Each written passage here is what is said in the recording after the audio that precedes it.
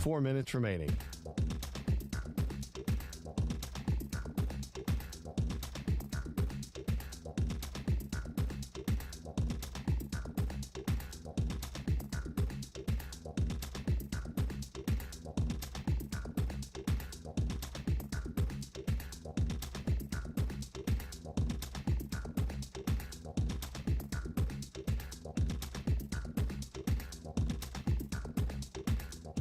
Three minutes, 30 seconds remaining.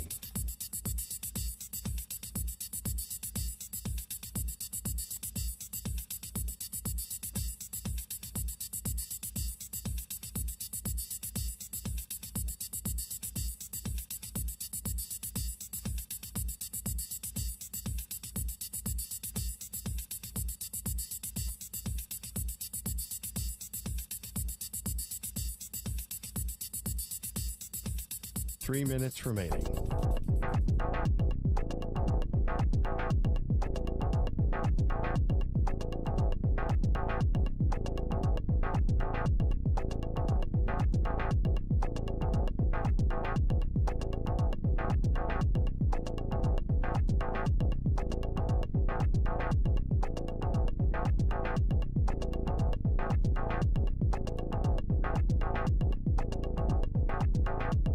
Two minutes, 30 seconds remaining.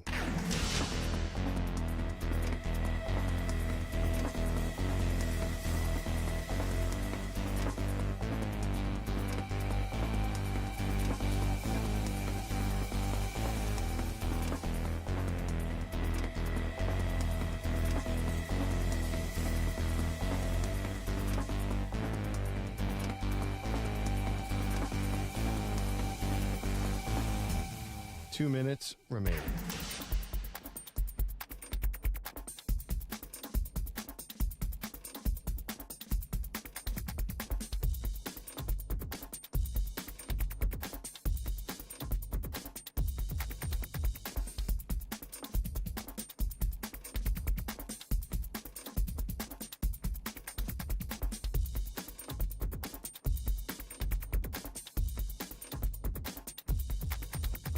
1 minute, 30 seconds remaining.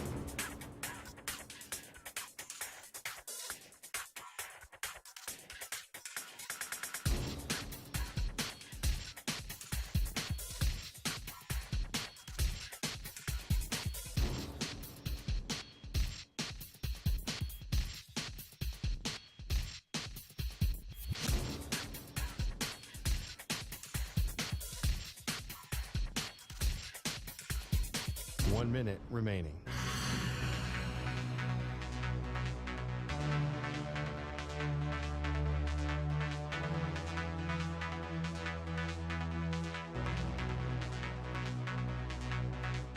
.45 seconds remaining.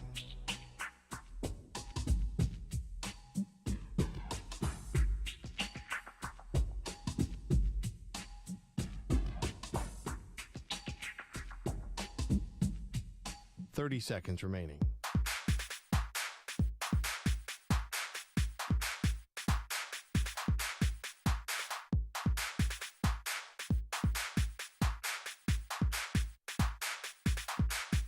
.15 seconds.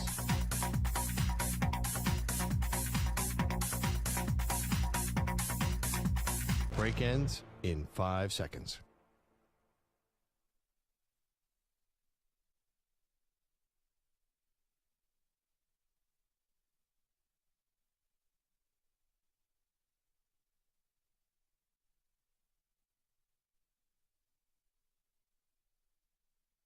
To infinity and beyond. He's live. He's nationwide. This is the Zach Gelb Show.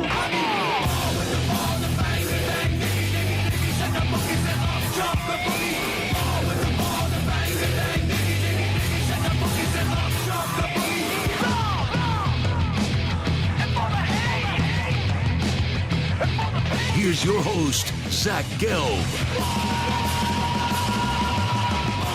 Live from the place yet not overly ostentatious studios of the Infinity Sports Network, this is a Thursday edition of the Zach Gelb Show as we broadcast to you live from our 345 Hudson Street studios, sitting on top of the 10th floor. You could always listen to us via one of our Infinity Sports Network affiliates, SiriusXM, channel 158, the free Odyssey app, and, of course, streaming live on YouTube. 855-212-4227 is the number to jump on in. 855-212-4227. You could always get at me on Instagram, where I'm straight flexing, or via the good old cesspool of Twitter X at Zach Gelb. ZACHGELB. Got Colden, got Stuart Kovacs, rocking and rolling with me. We go all the way up until 6 p.m. Eastern, 3 p.m. Pacific today. The Pro Football Hall of Famer Jerome Bettis is going to make a stop. The bus will stop right here on the Zach Gelb Show at 4:20 p.m. Eastern Time, 1:20 p.m. Pacific today. We are scheduled, like we were last week, we'll see if it happens this week, to be joined by Brandon Cooks, Cowboys wide receiver. That will come your way at 5 p.m. Eastern, hopefully 2 p.m. Pacific. Let's start with the hoops from last night. You know, we had a conversation earlier in the week, and it even continued yesterday with Antonio Daniels. And the conversation was, who's the best dynamic duo remaining in the NBA postseason? Right? The Pacers have Tyrese Halliburton and Pascal Siakam. You can forget about that. That's clearly fourth. You have Jason Tatum and Jaylen Brown of the Boston Celtics. You have the Minnesota Timberwolves with Anthony Edwards and Karl Anthony Towns. And then you had my choice, which was the preeminent dynamic duo in Luka Doncic and Kyrie Irving of the Dallas Mavericks. And I think it's a good question. It's a good thinking point on who is the best dynamic duo. And the order I gave it to you, because you start with the Batmans first, and then you go to the Robins. So the Batmans out of the group, I thought Luka Doncic is the best player remaining in the postseason. When you look at the Batmans, which feature Anthony Edwards, you have Jason Tatum, and then on the Pacers duo, it's Tyrese Halliburton. So Luka Doncic, to me, is the best player remaining in the postseason. Then you look at the Robins. Jaylen Brown did bail out Jason Tatum the other night. Karl Anthony Towns and Anthony Edwards both didn't play their best in game one, but look at what Kyrie Irving did. And here's the frustrating part with Kyrie. We all know how special of a talent and how great of a player Kyrie Irving is. A lot of us loved Kyrie Irving when he was with the Cleveland Cavaliers. A lot of us loved that moment in the 3-1 comeback where he had a great Game 6 with LeBron, and then in Game 7, LeBron gets the block, and we know Kyrie Irving had that massive three-point shot. That was a fun moment. But ever since that moment did happen, Kyrie changed. Kyrie got caught up in his own mind for some of it, and other things, Kyrie Irving is the only one to blame, and he could only blame himself. But you look at Kyrie, who wanted to leave Cleveland because he didn't want a situation where LeBron was going to leave again and he was going to be left at the altar, right? He didn't want that situation to happen, and he thought that he could go somewhere and be the lead dog on a championship team, and he didn't want to be in the spotlight of LeBron James anymore. So he goes to Boston, and I don't know if it was jealousy, because remember when he was there and he was hurt, and that young core of Tatum and Brown went to the conference finals, and they lost to the Cavs in 7 games, and Tatum had that thunderous slam right in LeBron's face in Game 7? Like, I don't know, because Kyrie wasn't a part of it because he was hurt, if that was maybe some jealousy and that created friction in that locker room. But then when Kyrie got back on the court, there was always a disconnect with Kyrie and the Boston Celtics. And we all remember when he takes the microphone and he talks to the crowd and he says, "I'll be here as long as you guys want to have me here," which made it seem as if as long as the Celtics pay you, you were going to remain a Boston Celtic. But then we know that Kyrie did everything in his power to eventually leave the Boston Celtics. And it got very nasty with Kyrie Irving up against the Celtics fan base, which I think Kyrie was, for the most part, in the wrong. So Kyrie then became a villain, and then he goes to Brooklyn, and he became a malcontent, where there was already signs of him being a malcontent, but sometimes it's a one-off, one situation, and then you go somewhere else, and then you totally change your career. And you get back moving in the right direction. But in Brooklyn, he was single-handedly the biggest reason why the Nets' big three failed. Because Kyrie Irving, when James Harden was playing nice, Kyrie Irving wasn't playing nice and reciprocating that with James Harden. Remember, when James Harden got there, he was like, oh, you want me to play point? I'll play point and I'll facilitate the basketball. No problem. You know, there was a stretch where there was multiple takes on this network. I remember it. I got the receipts. I don't forget those takes where people were talking about James Harden as a potential MVP candidate when he got traded to Brooklyn because of the way that he was playing a certain role. But Kyrie, with the team that he helped form, for whatever the reasons were, was not happy in Brooklyn. And we know there was a lot of jackassery and stupid things coming out of the mouth or on his social media feed that was very offensive from Kyrie Irving.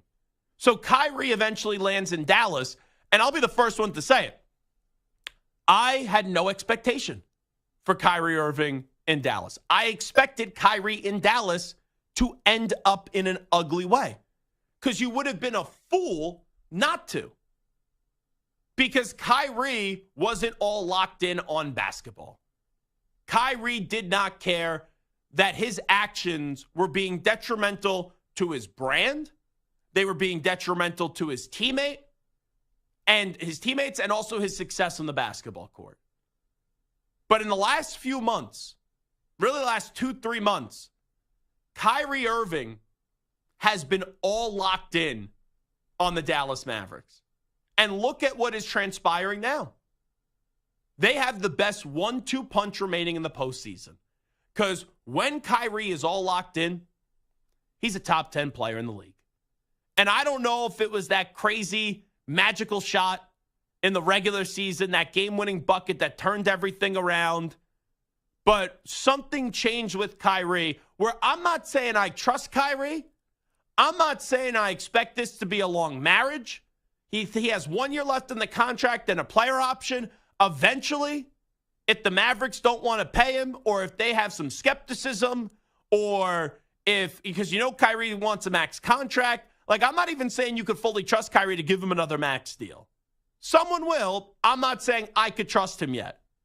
But if there is one domino that falls that's not in the direction of Kyrie Irving and doesn't go in his way, as cool as this run has been, as good as it is to see the old Kyrie back, you will see moments of Kyrie Irving that will pop up that go, oh, that's Boston Kyrie.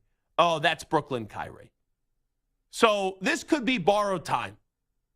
But right now, it's safe to say nothing's going to change with Kyrie in a negative way from today to the rest of the postseason. And that brings me to my next point, where we get into the conversation of how special Luka and Kyrie are. And Kyrie last night had 24 points in the first half, finished the game with 30 points. You see how they complemented one another, Luka and Kyrie. Luka was sensational in the second half. He finished the game with 33 points, and the Mavericks take a 1-0 lead on the road in Minnesota last night for Game 1 of the Western Conference Finals. So earlier in the week, we had this conversation, as we've been discussing the last 10 minutes, on who's the best dynamic duo. And as I told you, right, it was Luka, Kyrie 1 for me, Anthony Edwards, Karl Anthony Towns 2, Jason Tatum, Jaylen Brown 3, and then 4 was Therese Halliburton and Pascal Siakam. And I thought 2 and 3 are splitting hairs. Quite frankly, after Game 1, you could make the case that you would flop Tatum and Brown to 2, and you put Edwards and Towns in at 3. Because, yes, Jason Tatum did not play well in the fourth quarter. Only had 4 points in Game 1. But Jaylen Brown bailed him out with the great three-pointer. And then in overtime, Jason Tatum returned the favor by scoring 10 points in the extra session.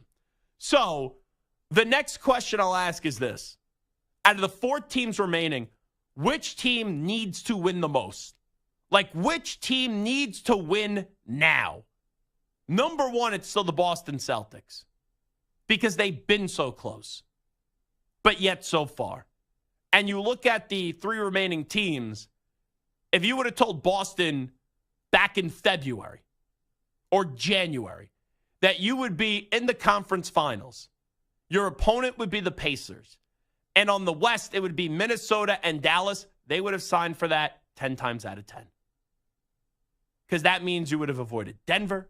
You would have avoided or already defeated the Milwaukee Bucks, the Miami Heat, and so on and so on. So Boston, they don't win the championship this year. It's an epic failure. Even though the winner of the West Series can beat Boston. After that, I think it's Dallas. Because it goes off my point. Luka Doncic right now, even though he's banged up, he's playing at an extremely high level. The question with Luka always was, in Dallas, would he have the right running mate? The last time they got to the conference finals, you started to see the emergence of Jalen Brunson. But then the Mavericks got cute with the finances. Jalen Brunson was available to leave. He elected to leave because of how close his family is with the Roses. And also, Leon Rose gave him a bargain of a deal now. But at the time, it was a rich contract of over $100 million. Now you fast forward a few years later, you have Kyrie there, Kyrie playing at a top 10 level, but there's always that fear in the back of your mind that Kyrie Irving is going to explode. Kyrie Irving is going to do something in a negative way. So since Kyrie is operating on good behavior right now, you got to bottle this up and you got to make sure it takes you to the finals and you win the finals.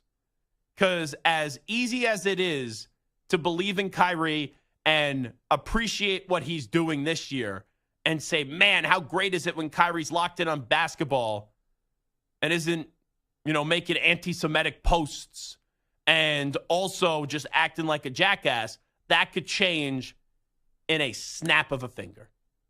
I still don't trust Kyrie. I know how great of a player Kyrie is. And that talent, it's never questioned if he has the talent. It's if up here he's going to be locked in so you see his talent not get derailed in the basketball court because of other things. So since he is in right now, you got to take that to 7 more wins and go win a championship. And then after that, Minnesota, I think this is the start of something new. But I don't think Minnesota fans want to hear that. Because, how many times in sports as a team, and I don't want to say Minnesota came out of nowhere. They had 56 wins in the regular season.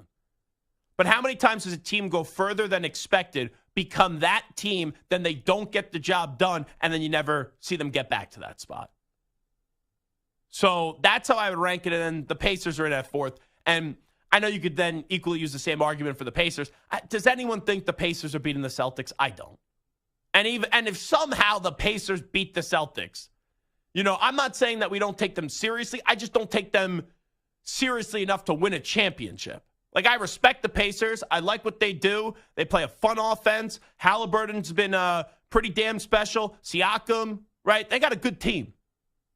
But they're just not, to me, a championship team. You could get to a conference finals and not be looked at as a championship team. And even if somehow, and it's a waste of time because they're not going to beat the Celtics 4 times. But even if they get to the finals, I just still don't see how you would pick against the winner of the Mavericks-Timberwolves series. So I do believe the Celtics are the team that needs to win now the most. But right after that, it's the Dallas Mavericks. And they are right on the heels of the Boston Celtics are taking the number 1 spot of this conversation. Because when you look at these 4 remaining teams, Dallas has the best dynamic duo. Dallas has the best Batman. Dallas has the best Robin. And you just wonder how much longer Kyrie, after this year, is going to play nice, is going to do the right thing to continue the success of the Dallas Mavericks that we've seen this team get hot recently. We've seen this team play very well in the postseason. And now, after last night, they're 3 wins away from getting to the NBA Finals. It is the Zach Gelb Show on the Infinity Sports Network. We will take a time out. When we come on back, Dak Prescott said something in the last 24 hours.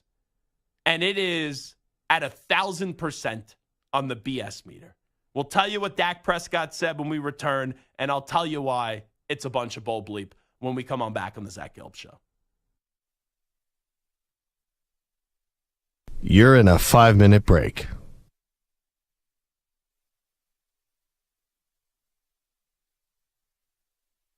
The weather is nice and summertime is around the corner for football fans. That means only one thing. We are that much closer to the 2024.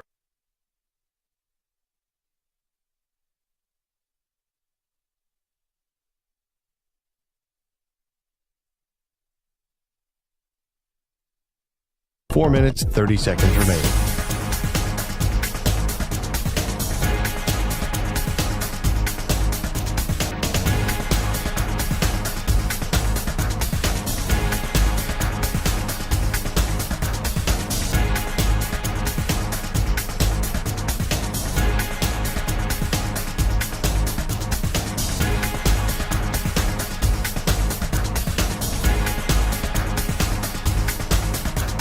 4 minutes remaining.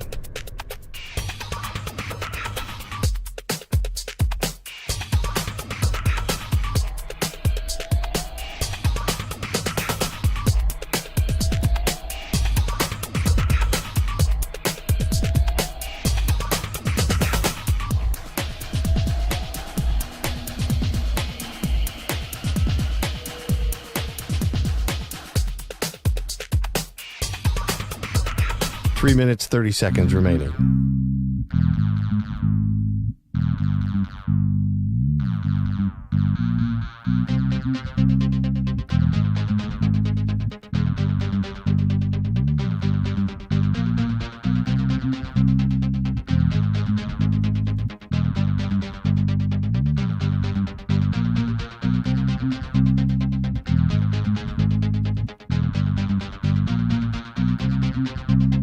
Three minutes remaining.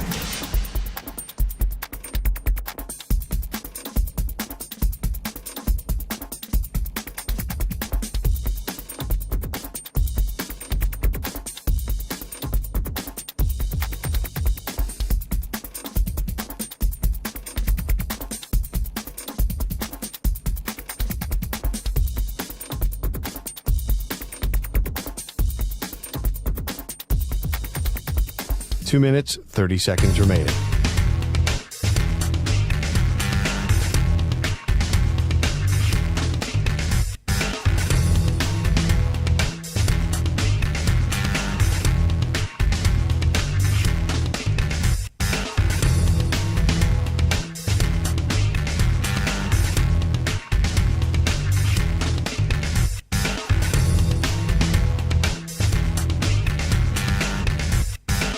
Two minutes remaining.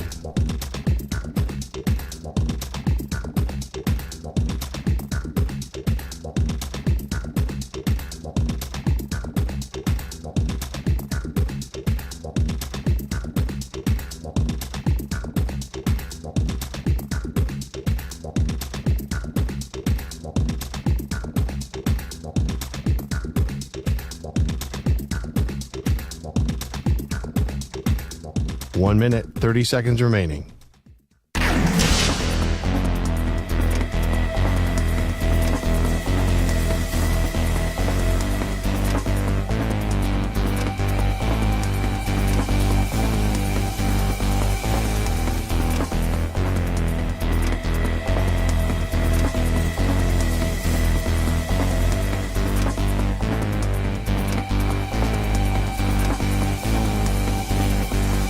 One minute remaining.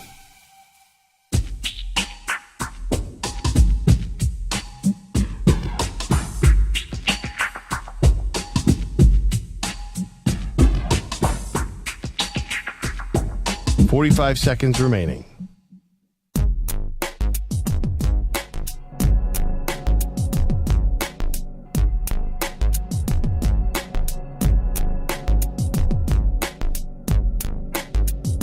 30 seconds remaining.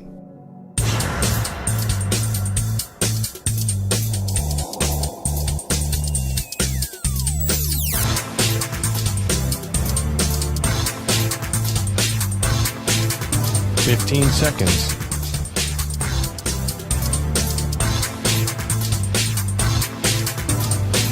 Break ends in 5 seconds.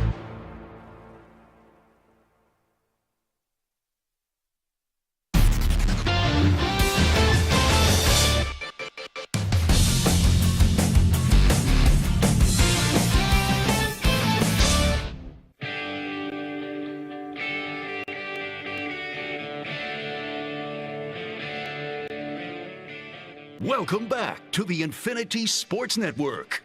All right, it is the Infinity Sports Network. It is the Zach Gelb Show. Do we have this Dak Prescott audio stew where he was talking to the media yesterday? We don't have it? Oh, we do? Okay, perfect. Let's listen up to Dak Prescott on what his motivations are as you get set for the season and obviously the contract has been a big topic of conversation. I don't play for money. Never have, never cared for it, to be honest with you. Would give it up just to play this game. So so I allow that to the business people to say what it's worth, what they're supposed to give a quarterback of my play, a person of my play, leader of my play, I guess you can say. And for me, it's about, as I said, control. I can control and handle that part, and the rest will take care of itself.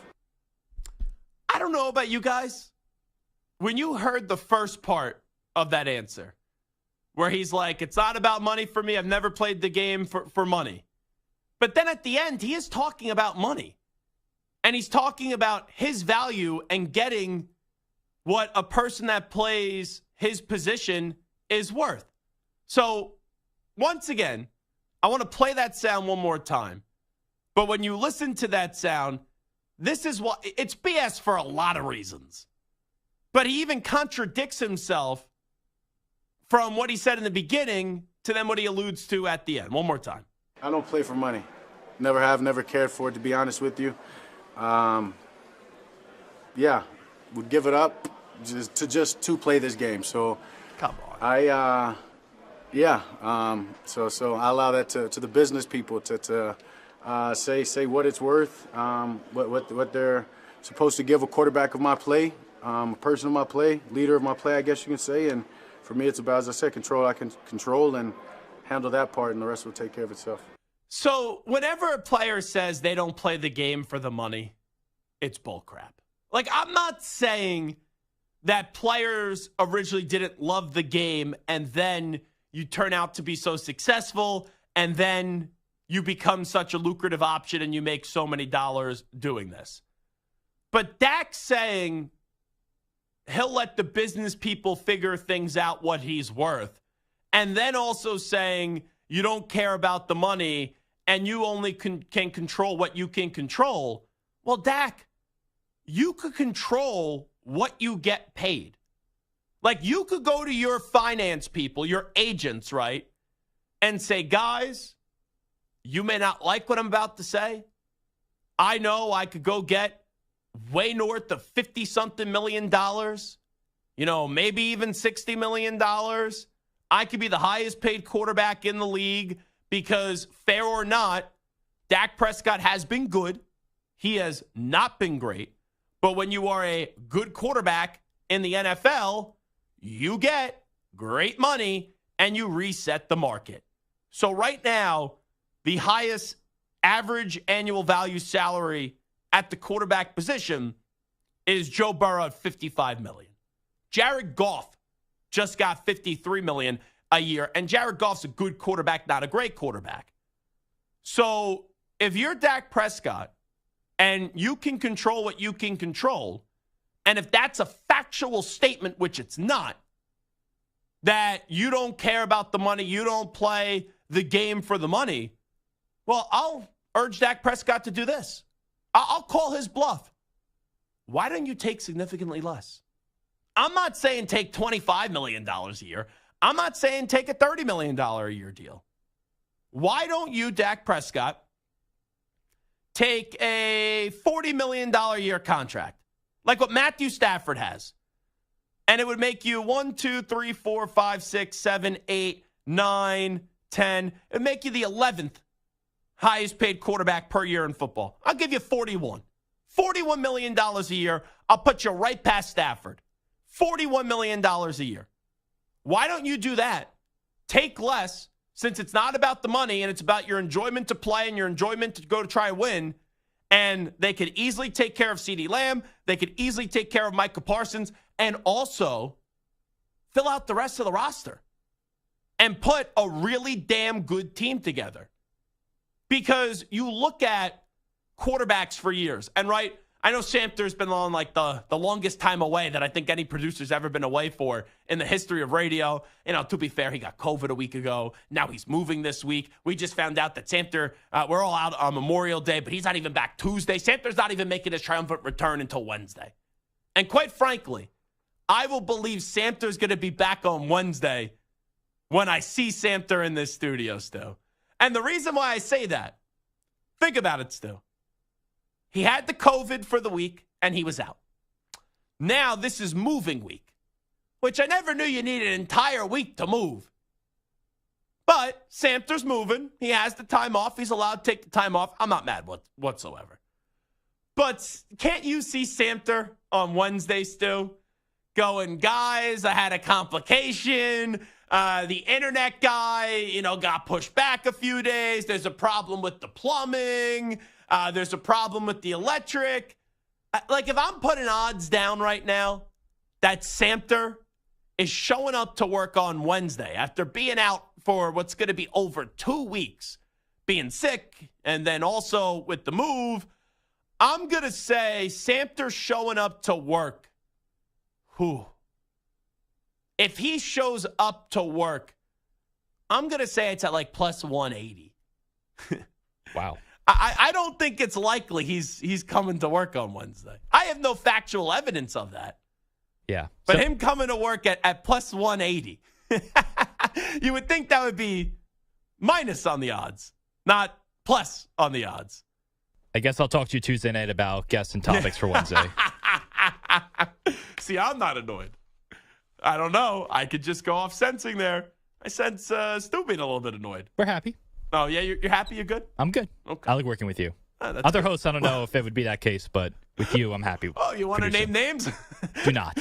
If we designated Stu for assignment to another show. Oh, no. That sounds horrible. Oh, geez. Yeah, I won't put Stu in that position. But you work with me either way. You just move over one spot, and it's a little bit different in what you do. But, yeah, we're just having a little bit of fun. But to the point being, Samter would always freak out about contracts. I'm not usually a big money guy. It doesn't excite me to talk about money when it comes to players and the whole financing side, but it's a conversation in sports radio. Dak Prescott, what he gets paid will impact the rest of the team. And usually I'm never someone that says, quarterback should take less. But when the quarterback says it's not about the money and you don't care what the money is, if it's truly about the love of the game and trying to win, wouldn't that behoove you to take less? It absolutely would. And Samter would make this case all the time that these quarterbacks should take less. And these quarterbacks should kind of do what Brady did and not be the highest paid quarterback in the league because it would put their team in a better position to win. But I never actually expect it to happen. I think Maggie and Perloff had this debate when it came to Joe Burrow. And I forget who said what, but whoever said that Joe Burrow was going to take significantly less, I vehemently disagreed. Because I never expected him to take less. He was going to go and reset the market because he's a guy that it's a rarity where he's great. Because a lot of these guys that are good, they get paid great money, but he's a great quarterback, and obviously he got the great money. But, Stu, that's what I think Dak should do. If Dak is serious about his comments, and it won't happen, but if Dak is serious about his comments, and Dak says he can only control what he can control, well, you're in the power. If you go tell your agents, I want to take a deal that's $42, $41 million a year, they may try to talk you out of it. But ultimately, the agents work for you. And the agents do, at the end of the day, what you want. So if your agent won't listen to you, you get rid of your agent. It wouldn't be the first time a player fired an agent. But for Dak Prescott, for him to say, never cared about the money, doesn't play for the money, it's a load of crap. We all know that. But then go take less. Take significantly less and think about what it would do for your career if you're Dak Prescott. Right now, Dak Prescott is viewed as the good quarterback. That's the quarterback of the Cowboys, but he never gets the job done in the big game. No one thinks the Cowboys are anywhere close, even though they've been in the second round a bunch, for getting to their first NFC title game since the 1995 season and winning their first Super Bowl since the 1995 season. So, you don't care about the money? I would just simply say, as I've said now about 6 or 7 times the last 8 minutes, Stu, go take significantly less if you don't care about the money. Because then it makes Micah Parsons happy. It makes CeeDee Lamb happy. It will expedite their contracts, and it could get you other better players too. And if this was going to happen, it should have happened right before the offseason started, because then, Stu, the Cowboys actually could have been all in like how Jerry Jones did claim. Yeah, it's put up or shut up time for him. I mean, he says this. Let's see if he does it. And just imagine if he takes less money, they can re-sign the guys they need to sign, maybe get a couple other pieces, and they win a Super Bowl, the first one in, 25 years. Yeah. And also, we know Jerry Jones has all the power in the organization. It allows Dak Prescott to take the power. Because Dak could go to Jerry and say, hey, I did you a favor. I did the rarity.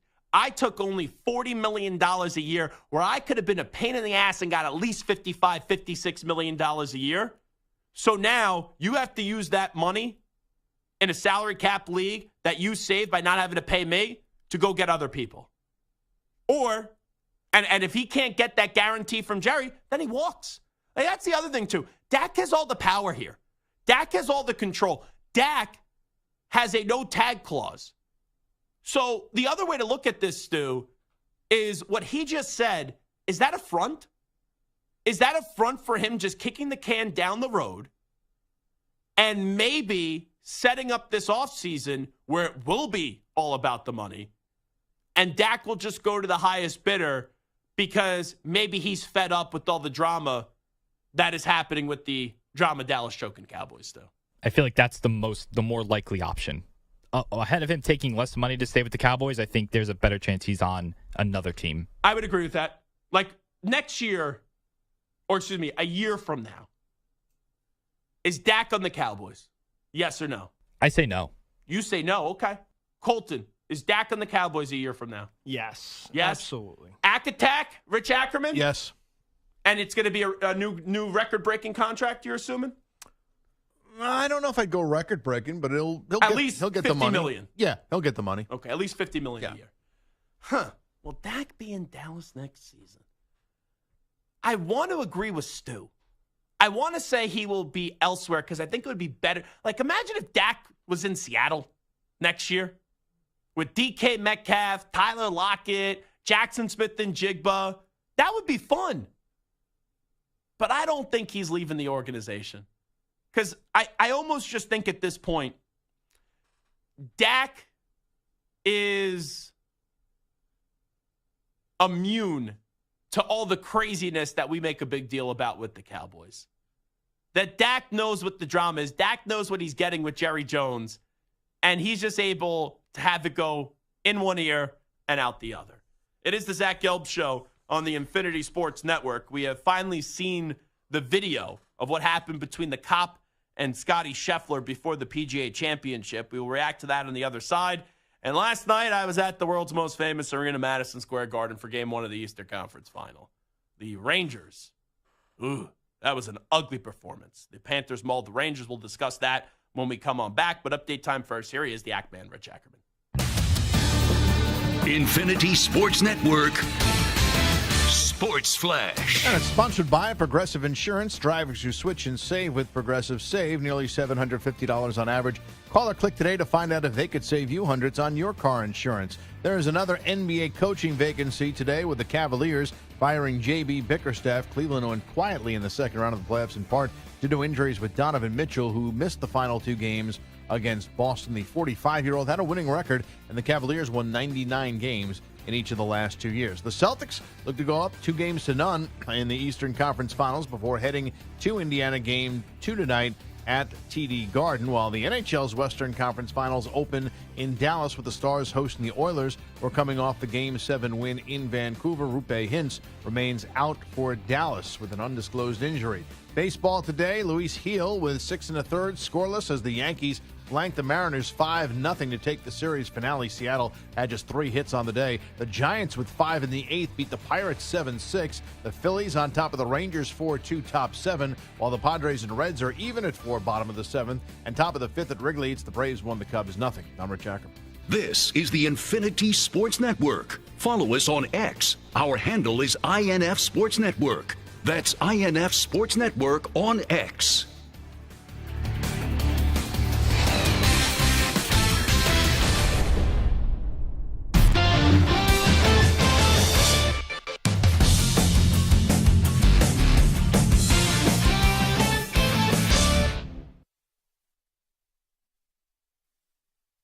You're in a 5-minute break.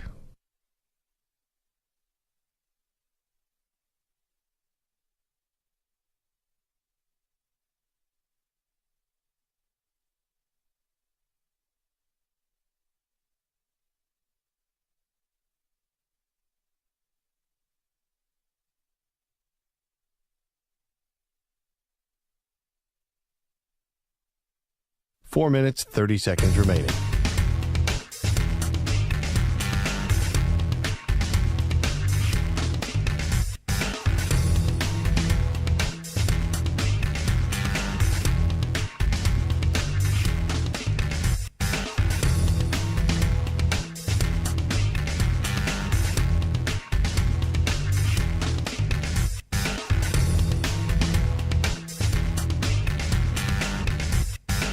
Four minutes remaining.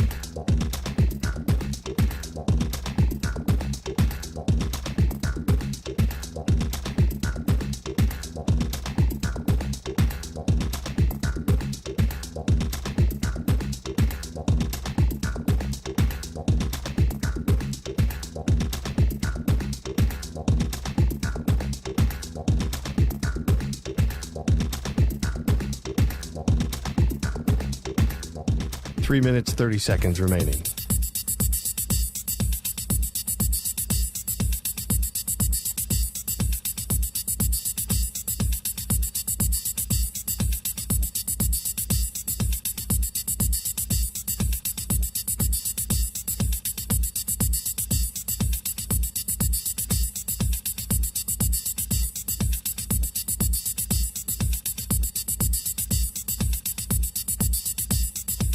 Three minutes remaining.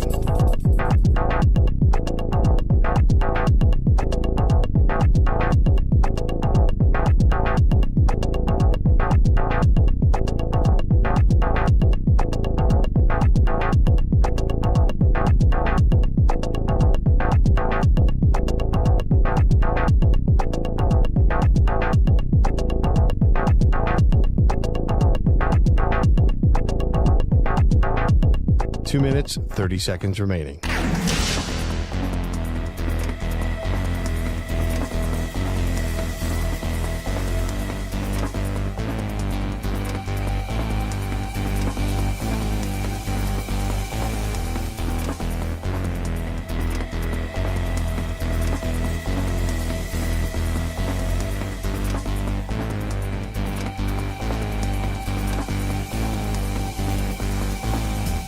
Two minutes remaining.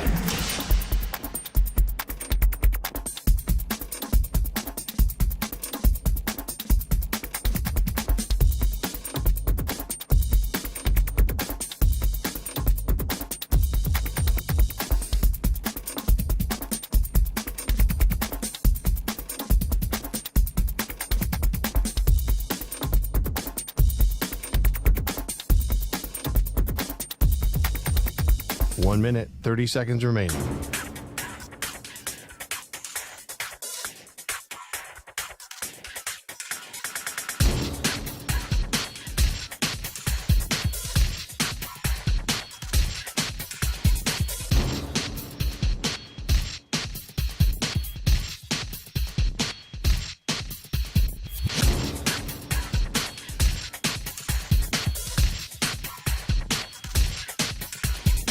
One minute remaining.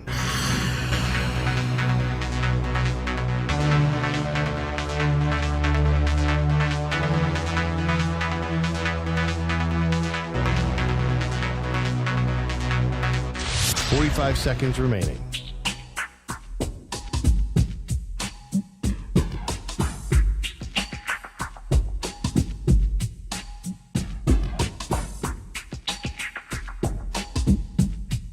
Thirty seconds remaining.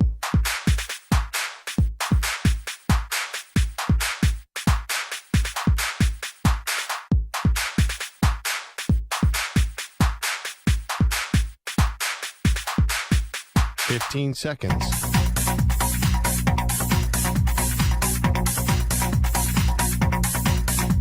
Break ends in 5 seconds.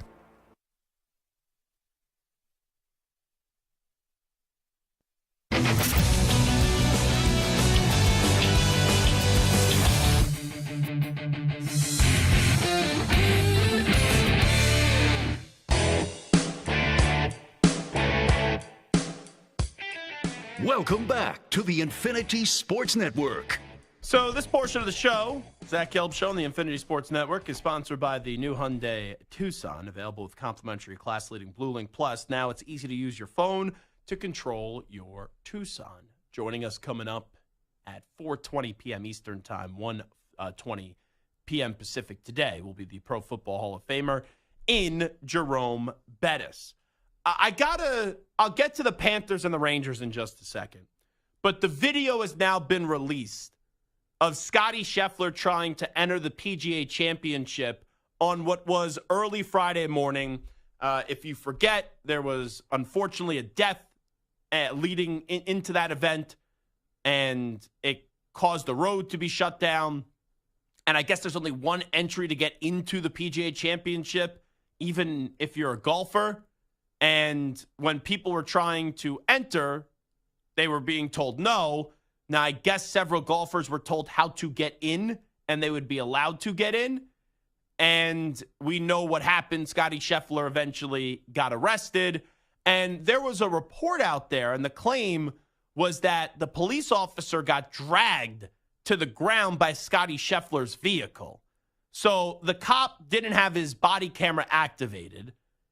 And when I saw the video, I think it's a overreaction by the officer. Now, let me be clear before I go any further. We need cops. We do. I know a lot of times it's easy to just bash the police. There are definitely some police officers that abuse their powers and are bad cops.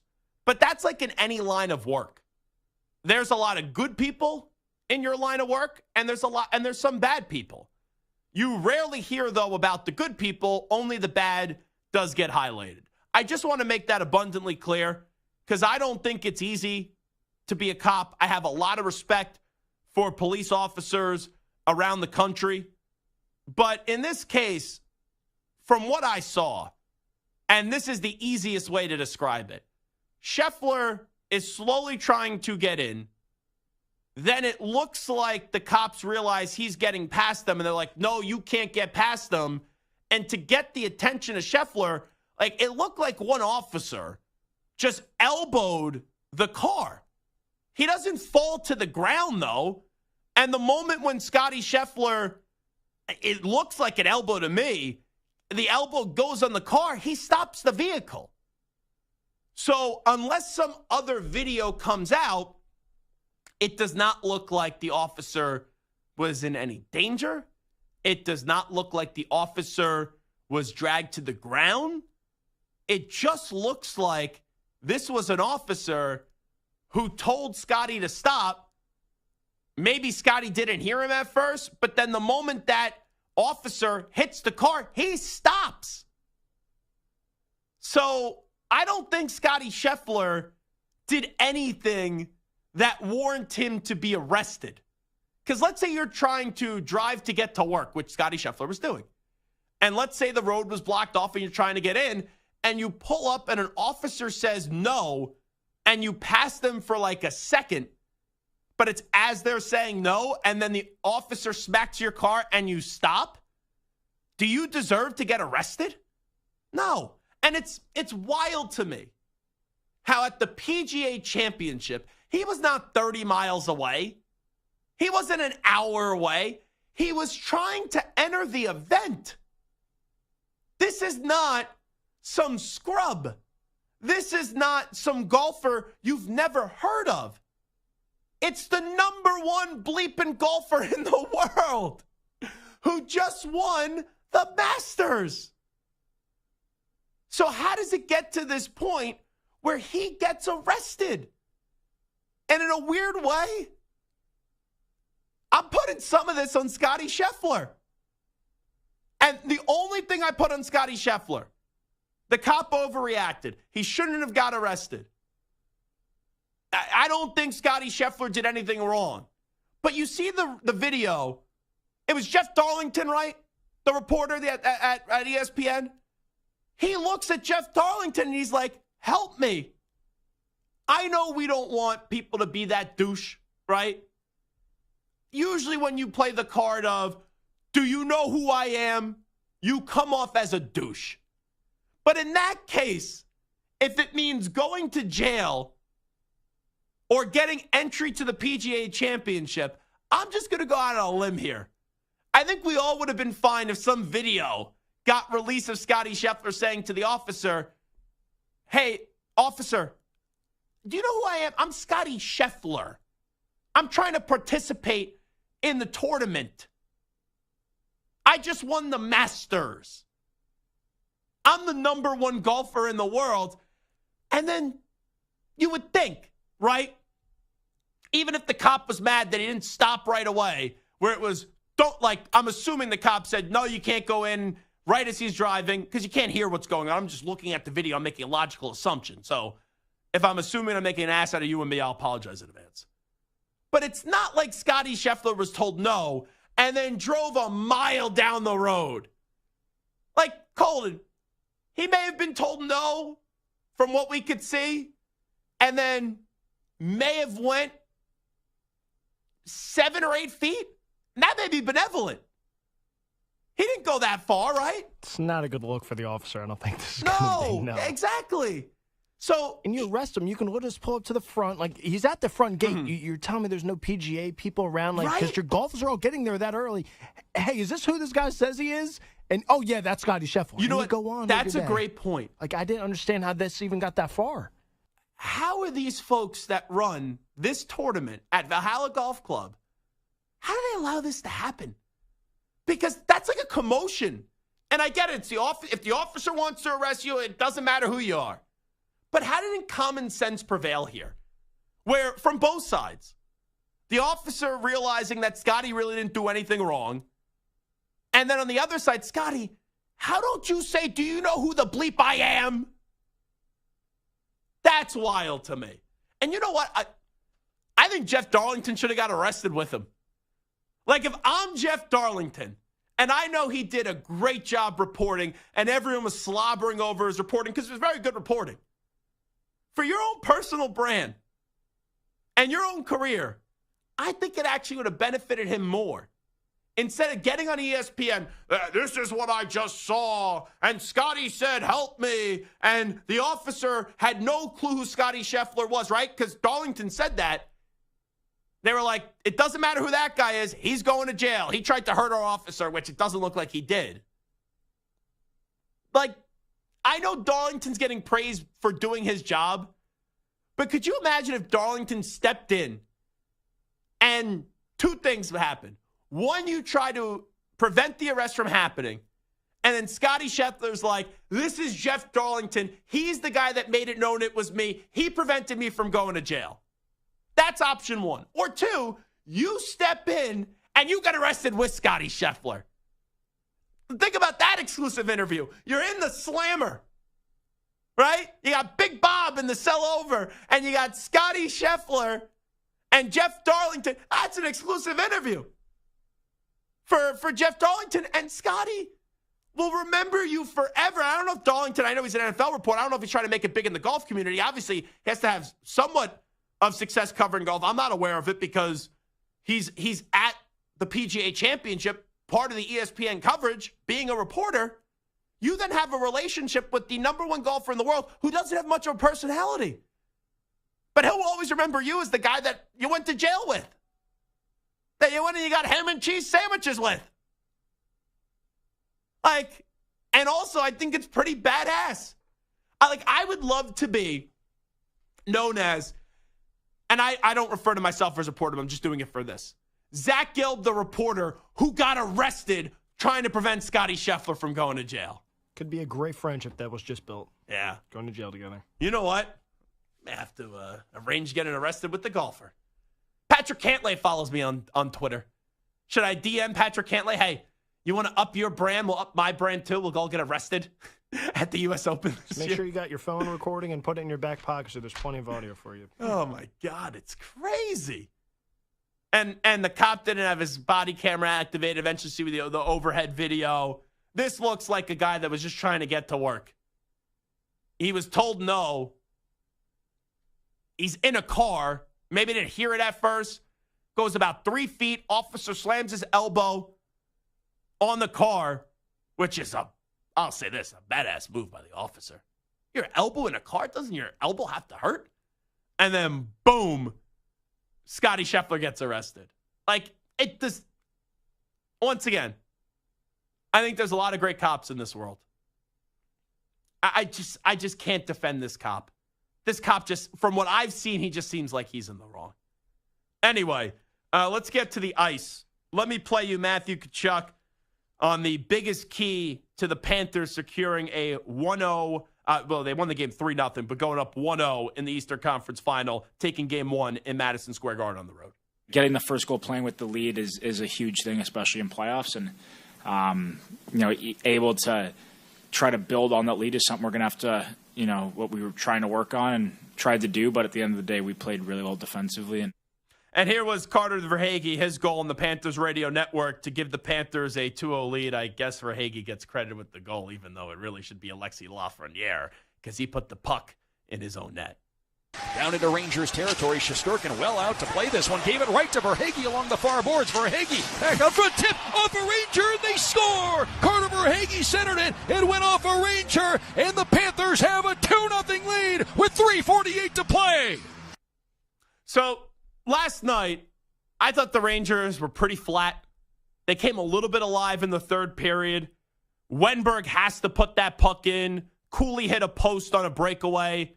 You had another breakaway, too, earlier in the game with Schneider. He couldn't convert.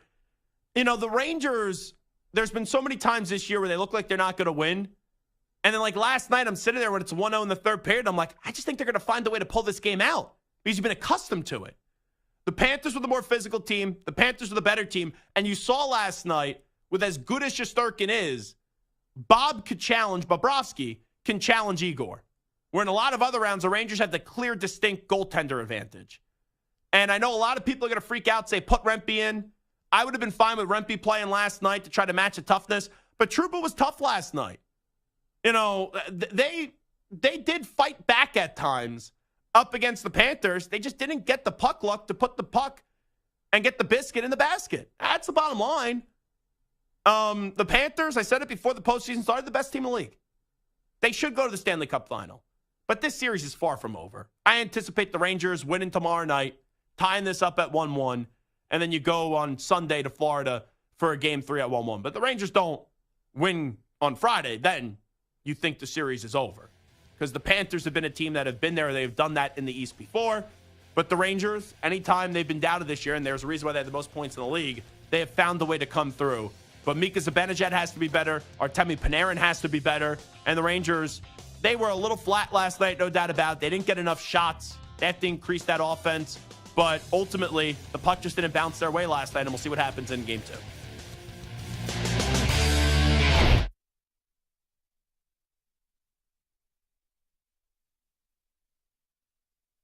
You're in a 5-minute break.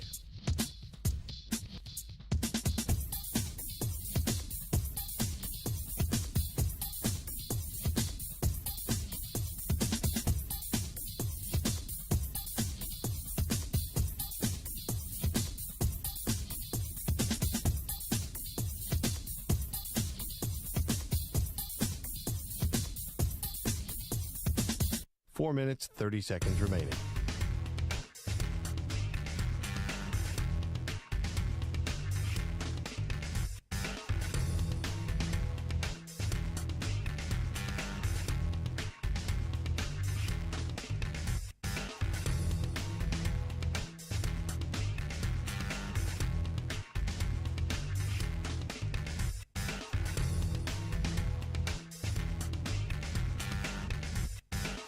4 minutes remaining.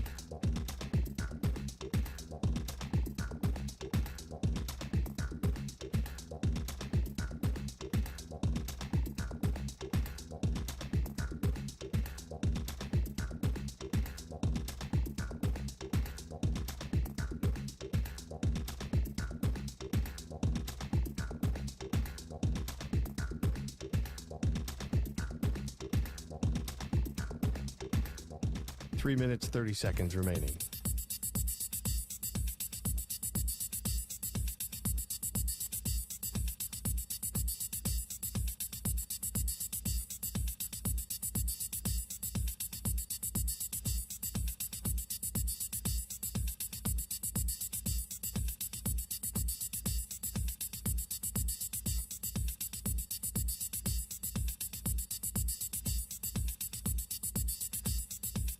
Three minutes remaining.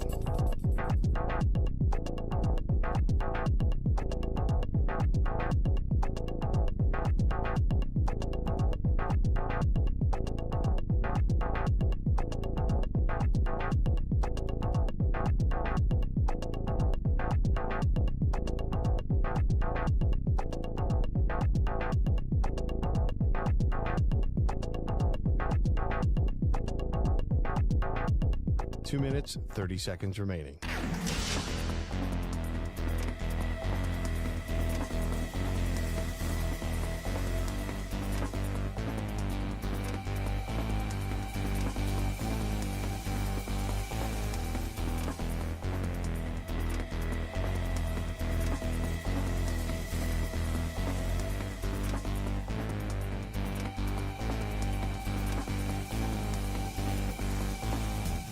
Two minutes remaining.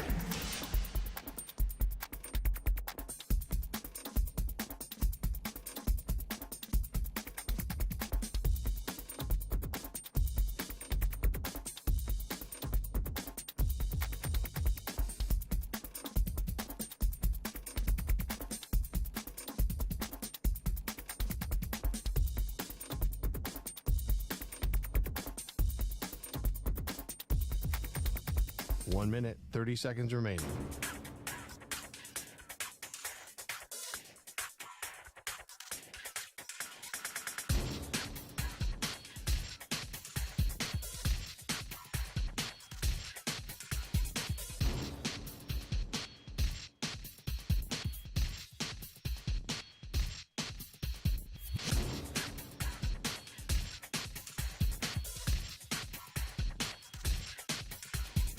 One minute remaining.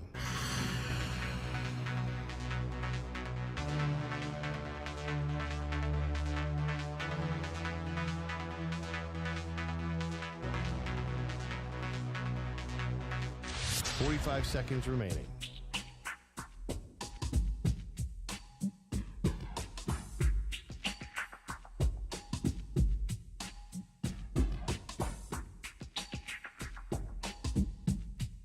.30 seconds remaining.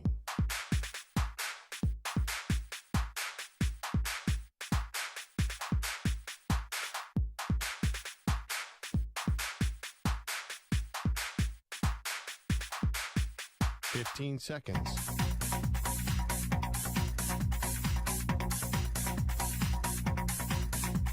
Break ends in 5 seconds.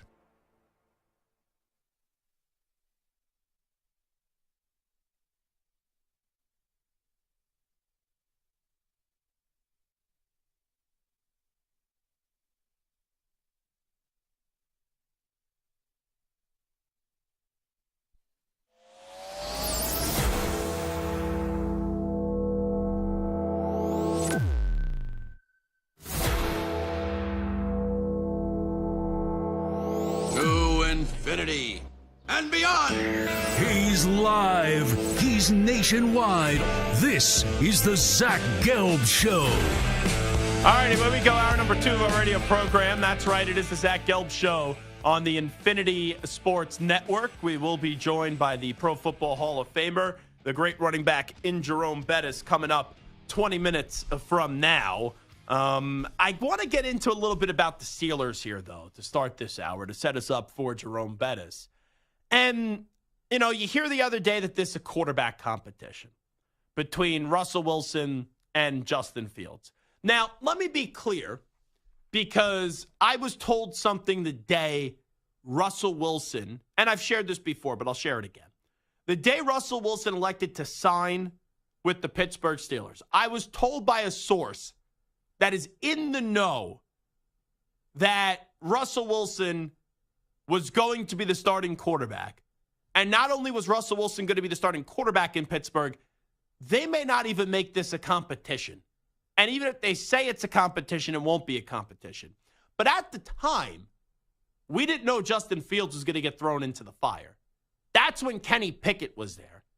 So the Steelers, they signed Russell Wilson, and that was them saying the Kenny Pickett era is over, and Russell Wilson was going to be the starter, and there was not going to be a competition.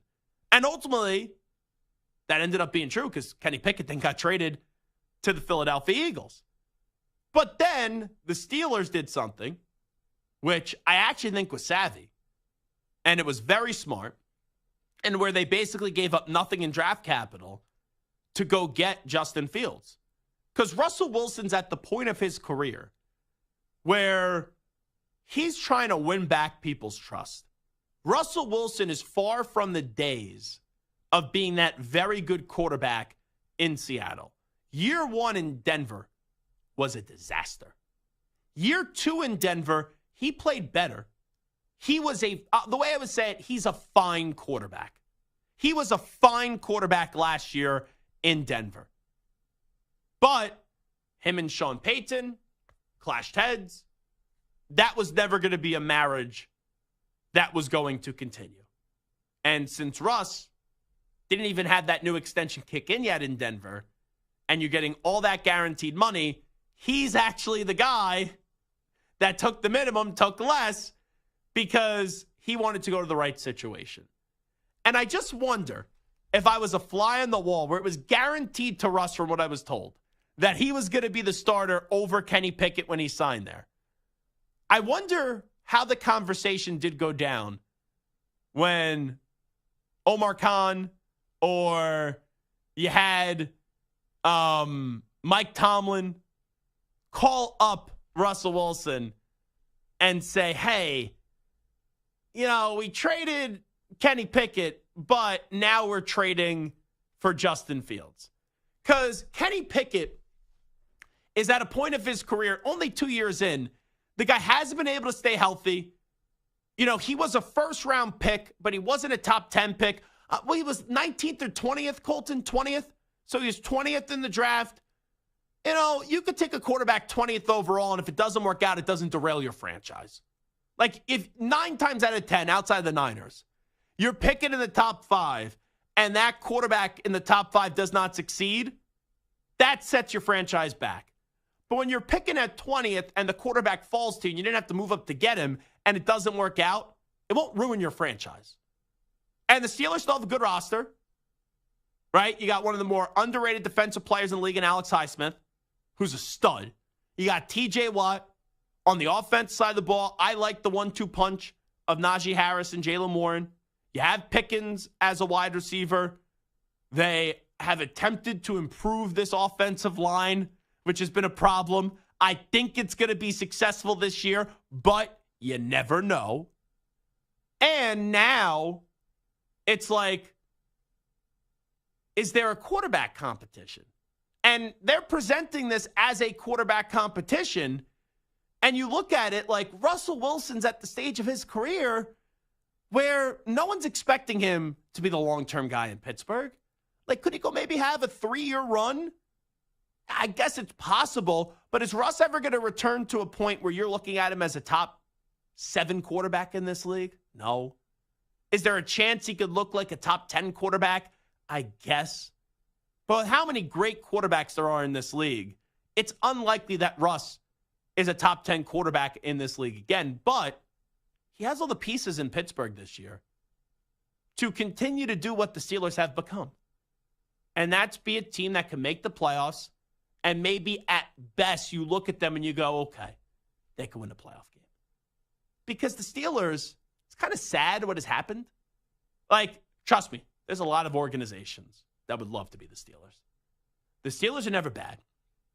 The Steelers have had a standard for so many years of being great. But like Colton, when was the last time the Steelers had legitimate Super Bowl or bust expectations? This is an organization where they have never had their season go down the drain. This has never been a team where you're looking at them and you go, they suck. They're putrid. They're awful. I'm talking in normal people's standards, normal football fan standards. But when you hear the Steelers haven't won a playoff game since the 2016 season, that's like, yo, that's a low point for the Steelers. And the goal should be, when you're a Steeler fan, to go into a year saying Super Bowl or bust. And it's not easy once Big Ben walks out the door, but for a lot of times at the end of Big Ben's career, the defense was ready to go and the offense wasn't, because Big Ben did decline, and suffered a bunch of injuries. And ever when you had the killer bees, right, with Bell and Brown and Ben, the defense wasn't there. So the defense and the offense, one has always been good enough to get you to 9-10 wins, but the other is preventing you from getting over the top and having Super Bowl or bust expectations. You follow this team more than anybody. You are a terrible towel honk. When was the last time you legitimately, not like one day you're drinking the Kool-Aid and you're caught up in like a stupid win in September and then you think something's going to be special and new. But when was the last time you entered a season with Super Bowl or bust expectations for the Steelers? Had to be the last year with Le'Veon Bell. Before he left for free agency. I think that had to be the last season. That was the year you guys lost to the Pats in the AFC Championship game, right? I believe so, yeah. Yeah. And he didn't play. That was the thing. We got hurt. We never saw the three of those guys together. That was very unfortunate. You never saw those guys. They never played one playoff game together. Yeah, but here's the thing. With the team that they were going up against that year, I'm not saying that you're wrong with those Super Bowl or bust expectations for that year, but really, that defense, which was terrible in that AFC championship, like even if Bell and Brown were fully healthy and right, all that, it wouldn't have mattered. Like you maybe would have kept the game closer.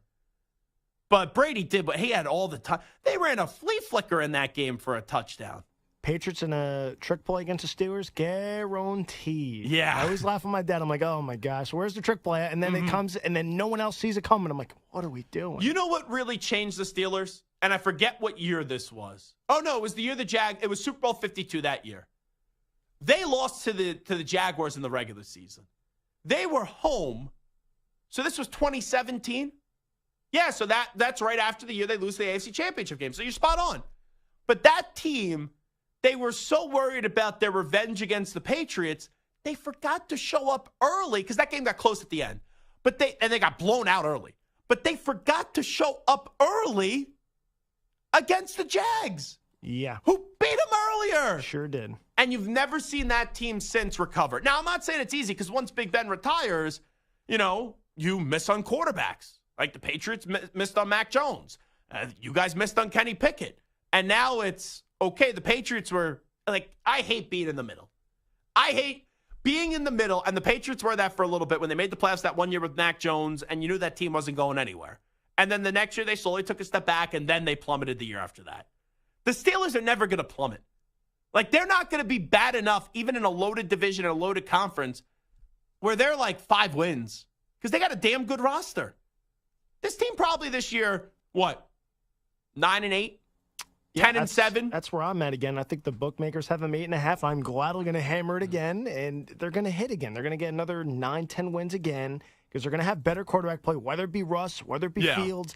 And that's kind of where I hate that we're in the middle. But let me ask you this. I've been hating that we're in the middle. You've heard it over the 2 years I've been here. I've kind of chewed your ear out. I'm tired of being in the middle, and that's kind of where the Steelers are at. And I'm so frustrated, and I'm over it as a Steeler fan. I put a gun to your head right now, and I say, Colton, your life is on the line. Do the Steelers win a playoff game this year? What do you say? Oh, gosh. Life on the line. Since it's been 2016, I'm going to say no, man. Right? You have to say no. Yeah. Now, it's not inconceivable. Like, I'm not saying you would feel comfortable throughout the year with your life being on the line. It's not inconceivable for the Steelers to win a playoff game, but no one's picking the Steelers. Forget Super Bowl. No one's picking the Steelers to go to the AFC Championship game this year. They have a good team. And you know what stinks? I think they're in a better place than they've been in years, Zach. Yeah, they have. I think they're in a better place than they've been in years. Because the line looks like it's coming together. Yes. Right? There's actually some optimism on that offensive line. So I'll ask you this, because if Kenny was still there, this was not a quarterback competition. Now it seems like it's a quarterback competition, but is it really a quarterback competition? I would be very surprised, shocked. You know, he has got to be healthy, like he'd suffer an injury. But I would put my life on the line, right? Reverse the situation here. I'd put my life on the line and say, Russell Wilson started week 1 in Atlanta. 2,000%. Yeah. I'm hoping to God it's not, because I think Justin Fields is the future quarterback of the Steelers. I'm hoping that's why I'm hoping the Steelers play this out. Again, I think Russ could be good. Like, if you had the numbers from Russ last season on the Steelers last season, Steelers are probably in the AFC Championship game. They kept it close with Mason Rudolph against Buffalo in Buffalo. I think they beat Buffalo with Russ last season. So if you get that quarterback play, they probably win a playoff game. They probably beat Buffalo, and I think they have an opportunity to go to the AFC Championship game. So, again, Well, they beat Buffalo in the first round. They lost. They lost to Buffalo in the first. Would they have played Kansas City then after that? I believe so, yeah. They're not beating Kansas City. See, I wasn't scared of Kansas. Come on, we saw how bad Kansas City was. I'm not picking against them. I'm just like, as a Steeler, picking. I think they had a shot against Kansas City. It was Mason Rudolph. I hear it. Well, they also played great. The one year they got blown out by Kansas City. They kept the first half close, and they just didn't do anything offensive. I'm like, oh, this is just eventually going to crumble, and it did in the second half, and they got embarrassed. So let me ask you this before we just hear you have a meltdown about the Steelers. You asked for this talking Steelers. I know, but let me just ask you this. They didn't pick up Fields' fifth-year option. I understand why you wouldn't do that. So he's a free agent after this year. I guess he could be franchise tagged as well. So you always have that out, so it's fine. But here's what I'll say. If Fields doesn't get on the field this year because Russ is just good enough, is Justin Fields really re-signing with the Steelers? No, absolutely not. I wouldn't blame him. Because if Russ is just good enough, where they're 10-7, they lose in the playoffs once again, Russ is going to be the quarterback there next year. Sure is. And then it would benefit Justin. See, Justin Fields actually not playing this year could be the best thing for Justin Fields, and here's why. Because then people will sell you off the hope and the potential of Justin Fields. And then next year, when teams swing and miss on people in the draft, or they don't get the person via trade or free agency, then people will be like, ooh, here's this shiny car in the driveway that got like a tire taken off, but we could get the tire back on, and we could fix Justin Fields in whatever other destination. And at that point, get him at a discount. Get him at a bargain on like a 1 or a 2-year deal with some guaranteed money in it. So it actually may behoove Fields to not get on the field this year, but also if he gets on the field, he's in a much better spot now in Pittsburgh than he ever was in Chicago. And Chicago now, like he was there this year in Chicago, he could be 9-8, 10-7 quarterback, do what the Steelers probably going to do this year. You're funny, and that's totally true. And like I said, that's why I hope to see him. Like I think it, again, life on the line, I think it's Russ starting week 1, but I'm hoping that Fields blows their mind. And the thing is, Tomlin loved Fields coming out of Ohio State. So I'm hoping that in the back of my mind is what Tomlin does, thinks future, and goes with Justin Fields and see what you got. Because, A, he's younger than Kenny Pickett, so you got a younger quarterback with actual NFL experience. So I hope it's Justin Fields. But, again, life on the line, I think it's Russ. And there won't be a potential for Fields to get on the field if everyone's healthy until December. Like when that schedule really does pick up, because early on, Atlanta's a good team. Denver stinks. Chargers solid. Colts solid. You know what? It's not actually scheduled a little bit tough out of the gate. You get the Cowboys, but then you get the Raiders, the Jets, and the Giants. I think after the first 4 games of the season, as long as they are 2-2, Atlanta, Denver, Los Angeles, and Indianapolis, Russ still going to be the guy, even if they are 1-3. No shot. But are you going to put Fields on the field against Dallas? Yes, you have to. What else you got to lose? It's not like if he ends up stinking and it flops, you don't have to keep him. So you got to play him. If you're 1-3, you play him. The earliest Fields will get an opportunity, I would say, is October 13th against these Raiders. That's the earliest if really bleep hits the fan here. But I don't think bleep's going to hit the fan for the Steelers. Okay, quarterback competitions and who will win them. Steelers, Russ. Atlanta, it's not a competition, but it's going to be Kirk Cousins. Patriots, I think Jacoby Brissett will beat out Drake May. And the Patriots, by design, will not put Drake May on the field early. Minshew and O'Connell, Stu, I think it's going to be Minshew. Do you think it will as well? Just wondering. I do. I think it's Minshew's job to lose. I think they brought him in to be the starter. And then the Broncos and the Vikings both need to play their young guys. Bo Nix needs to start week 1. You can't put Zach Wilson on the field. And the Vikings, it can't be Sam Darnold. It should be J.J. McCarthy. We'll talk to the bus, Jerome Bettis, next. It is the Zach Gelb Show on the Infinity Sports Network. You're in a 5-minute break.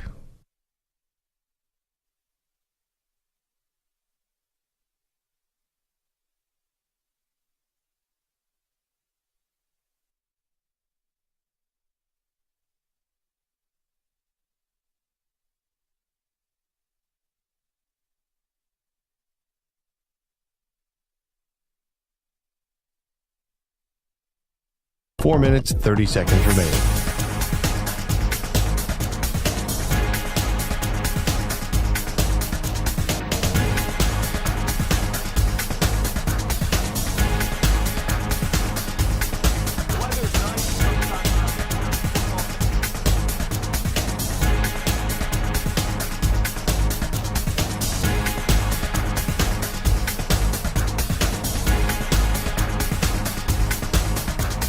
Four minutes remaining.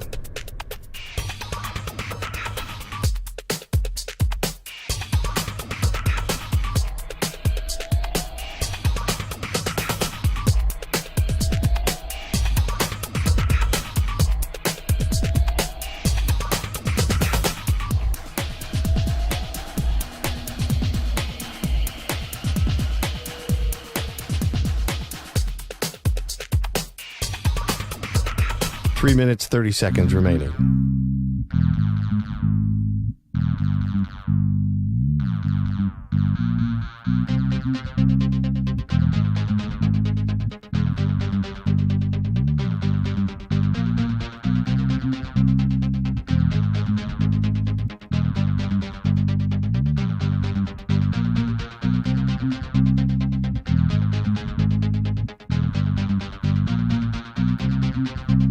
Three minutes remaining.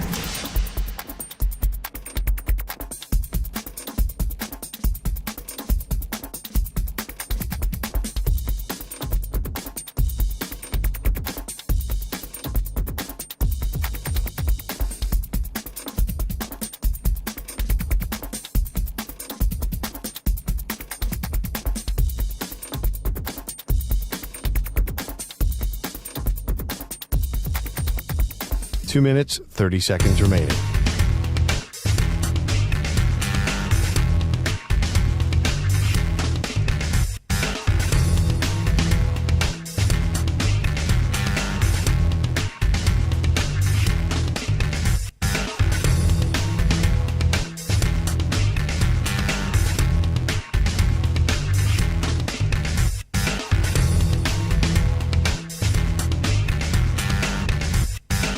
Two minutes remaining.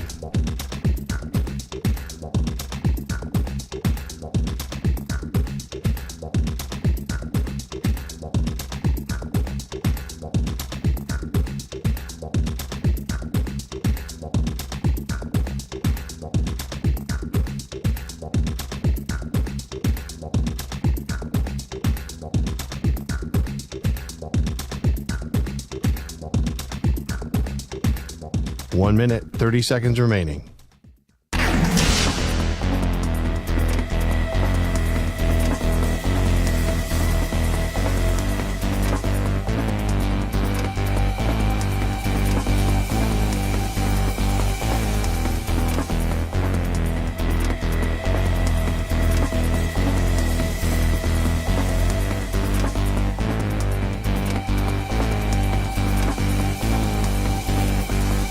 One minute remaining.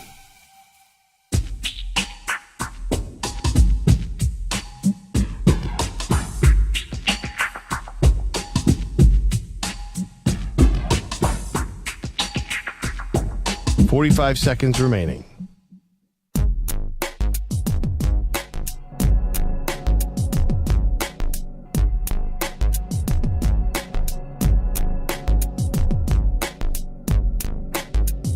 .30 seconds remaining.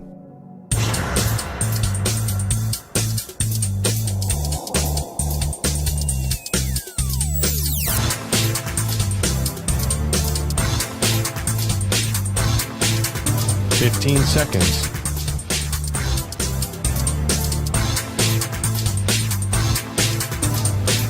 Break ends in 5 seconds.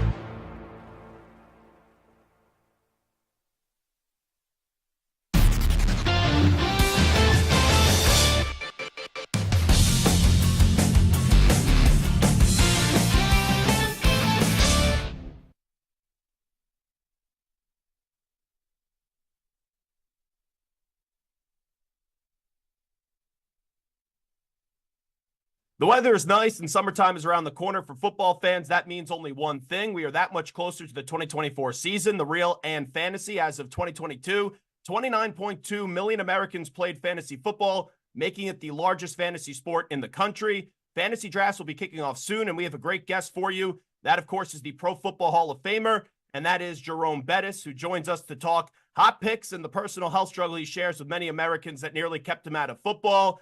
And we welcome in the bus as he makes a stop on the Zach Gelb Show on the Infinity Sports Network. Jerome, thanks so much for doing this. How are you? I am great. Thanks for having me. Appreciate it. Well, we'll talk about Air Serv in just a bit, but let me start you off with the little Steelers. Najee Harris, so far, 3 years into the NFL, 3,269 yards, 22 rushing touchdowns. When you look at his career so far, what stands out to you? Because it's interesting to me how many people are split on their opinions with the Steelers running back. Yeah, I don't know, how you can be split.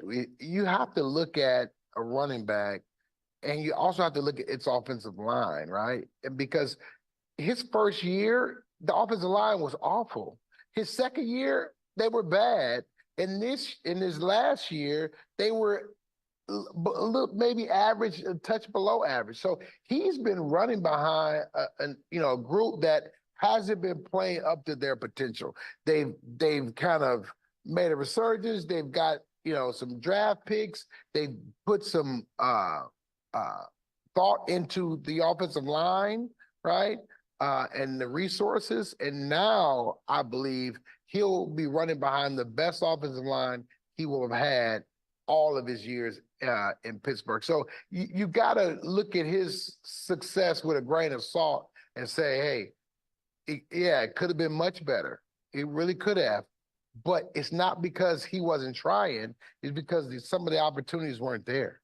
You know how criticism works. Sometimes it's fair, sometimes it's unfair. So what you're saying is you think the criticism of Najee Harris has been unfair up until this point? Absolutely. Jerome Bettis here with us, the Pro Football Hall of Famer. Then how about the organization's decision to decline the fifth-year option that came out a few weeks ago?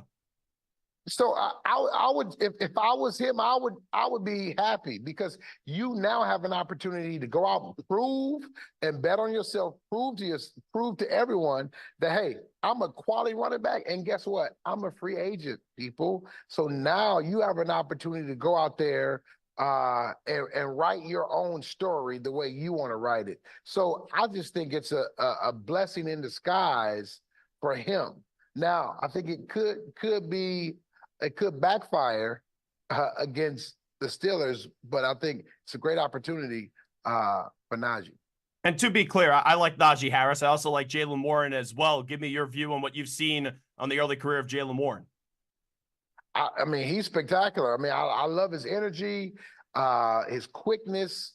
He's downhill. He's like a one-cut guy. So he's really good too. And I think probably that has something to factor in. Obviously, you got another running back that you really like as well. So do I commit those resources or do I let it play out? And I think that's what the Steelers decided.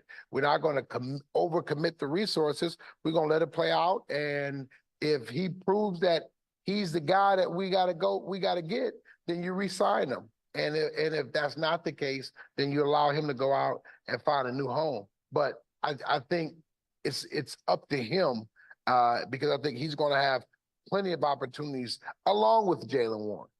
The Pro Football Hall of Famer Jerome Bettis is here with us. The quarterback situation in Pittsburgh has been an interesting one this offseason. They sign Russell Wilson and they say goodbye to Kenny Pickett. They trade him to Philly, and then boom, they trade for Justin Fields. How have you processed what the Steelers have done at the QB spot this year? Well, I just think it's masterful what they've done because what they have now done is ensured that they're going to get a high level of quarterback play. That's the one thing that has eluded them ever since Ben Roethlisberger left, right? They haven't had the high level quarterback play. And so now you got two veteran quarterbacks who say, you know, I want to be the guy, and they're going to bust their butt. So every day you're going to have the competition that does nothing but make both of these guys much better. And ultimately the team benefits from that. And I think you're going to get a high level of quarterback play, which can be the difference between going to the playoffs and losing in the first round and making a deep run. You know, it's kind of crazy with the Steelers because for so many years it was Super Bowl or bust. They haven't had a Super Bowl or bust feeling like you were alluding to in a long time. This is an organization that they haven't won a playoff game since the 2016 season. You being a great Steeler and winning a Super Bowl, how disappointing is that to see how far away they've been from that standard of Super Bowl or bust? Yeah, it's been tough because they've been just good enough to be average, right? Not bad enough where they can go out and get a player in the draft that can make a significant difference, right? They drafted in the mid 20s, you know, high 18, 19. You're not getting that impact player. And so that's been the problem. And so now this is a really good opportunity to get a quality quarterback. And I think that is the missing piece. You got the receivers, you got the running backs, you got the tight end, you got an amazing defense that's going out, busting their butt. You got everything in place. You got offensive line revamped. Now the one piece was the quarterback play. Now you got two guys that can give you an opportunity. And now the potential is one of these guys wins the job, but also wins an opportunity for a long-term play in Pittsburgh. Yeah, I think Russell Wilson is going to win the job. I'd be surprised if he doesn't. How about yourself? Would it surprise you if Russ isn't starting week 1 in Atlanta against the Falcons? It would surprise me. I think he's definitely the polished guy. You saw what he was doing last year in Denver. He didn't leave Denver because of his play. I can promise you that. So I believe he'll be the starter week 1. Now, the question is, Justin Fields, he's the, that joker, because you don't know what you're going to get. You love his skill set, what he's capable of. Can he put it all together, right? And will he develop to the next step? And if he does that, he can be a 10-year solution at quarterback as well. You know, just curious, if you were in that locker room, like, I don't think Russ could be a great quarterback again. I still think he could be good. For Justin Fields, it's that untapped potential where maybe he could be a really good quarterback one day. Who would you prefer to start if you were in that locker room seeing this competition play out? Well, I would say I want to bet the guy give me the best chance of winning, right? And so I'm looking at it daily saying, hey, who's stepping up today, right? Because at the end of the day, if you put, multiple days together, then as a teammate, that's the guy I want, right? I want the guy that is consistently going out there busting his butt, being the best he can be, because that's what I'm doing, right? I'm going out there to be the best version of myself. So I want a guy who I can look at and say, you know what? I'll follow you, right? Because I'm doing it and I know that you're doing it. I see you doing it. So now, because that's what you got to think. These guys have to lead the team. So if they're not busting their butt every single day in practice, the guys see it, right? And they know it. And I think, Coach Tomlin, he's going to know it. So that's why I think this is a good opportunity, because both of these guys are going to be busting their butt. I'll talk to you about air serve in just a second. Pro Football Hall of Famer Jerome Bettis is here with us. We talked about how the Steelers have just been average, above average. They've been good. They haven't been horrific, but they haven't been great in a long time, not winning a playoff game since that 2016 season. I have to ask you, where's your belief level that Mike Tomlin's still the right guy to coach the Steelers? Oh, it's extremely high. I think this is a championship feel to it. I think if you go back and you look at this team, the one thing that was missing was a high level of quarterback play.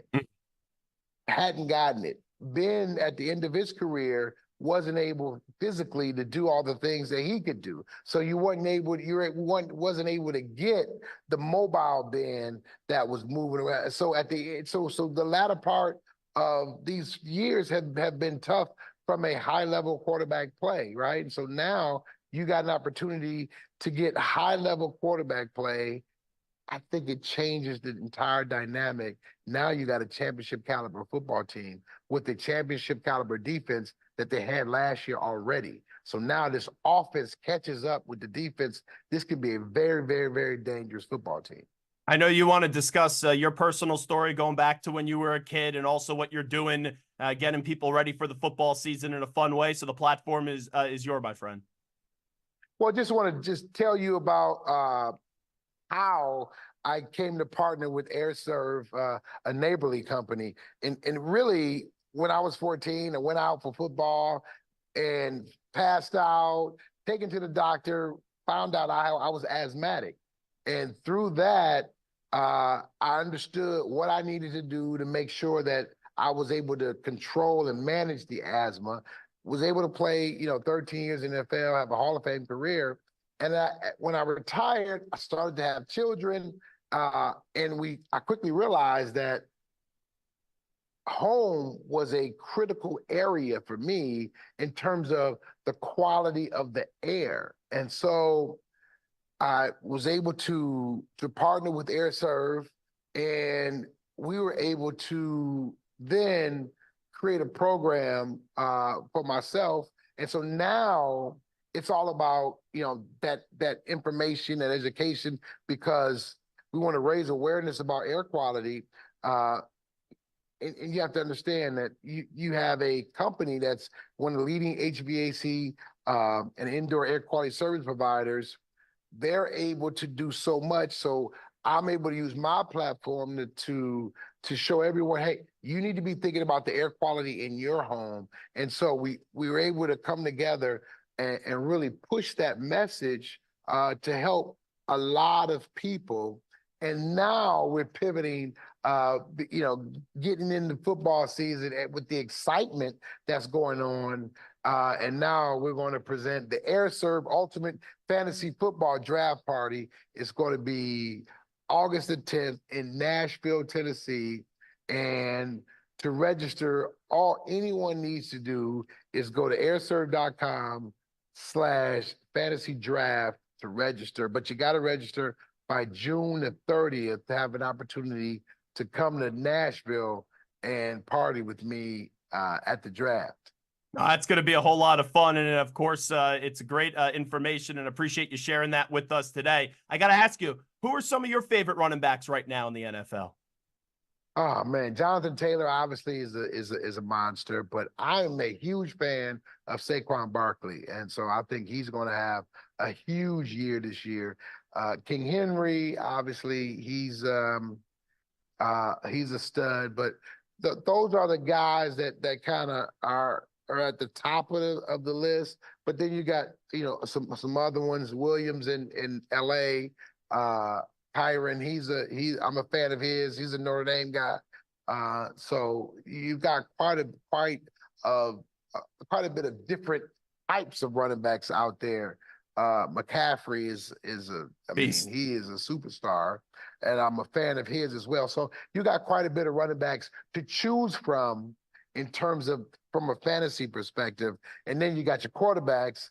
You got a ton of then your wide receivers. So this will be a fun draft because you got so many talented players that you can choose from.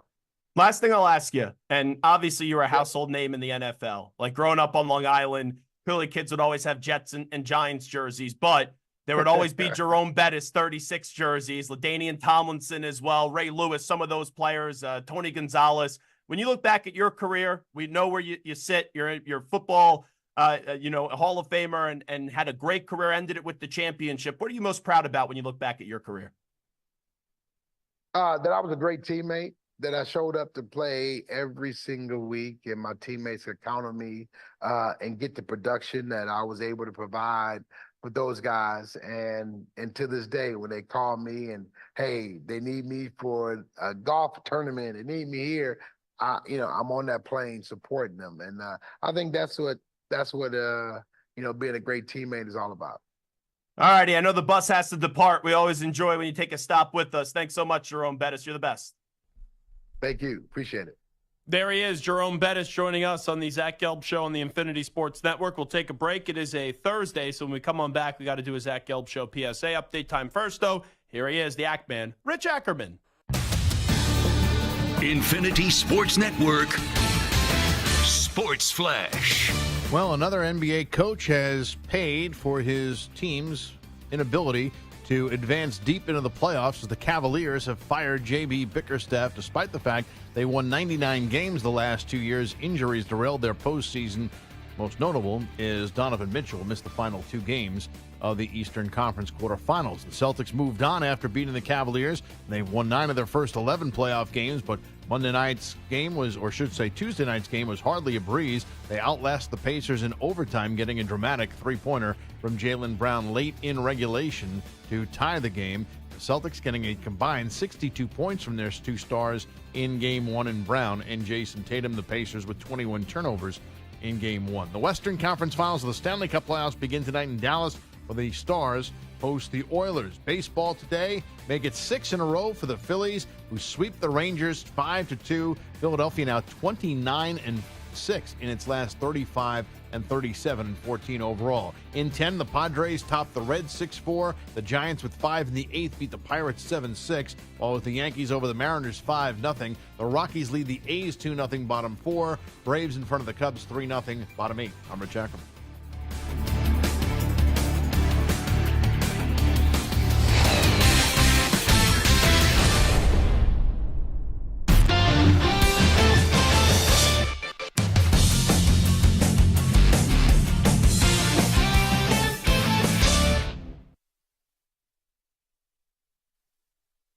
You're in a 5-minute break.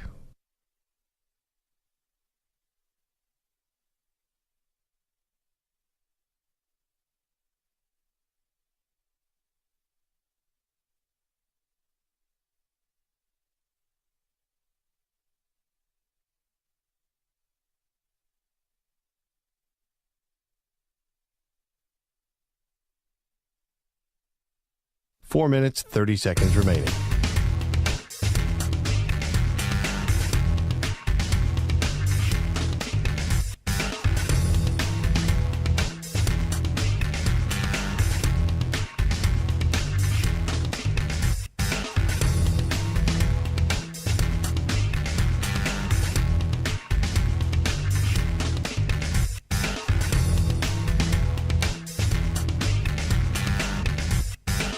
Four minutes remaining.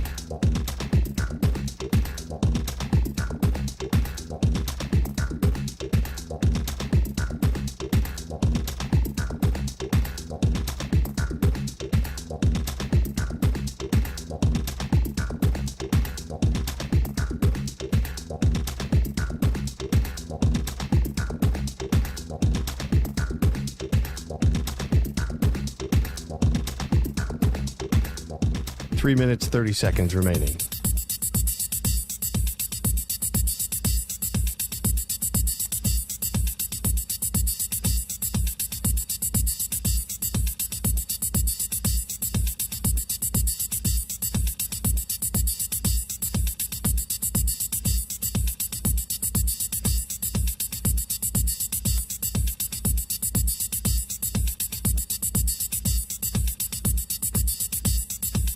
Three minutes remaining.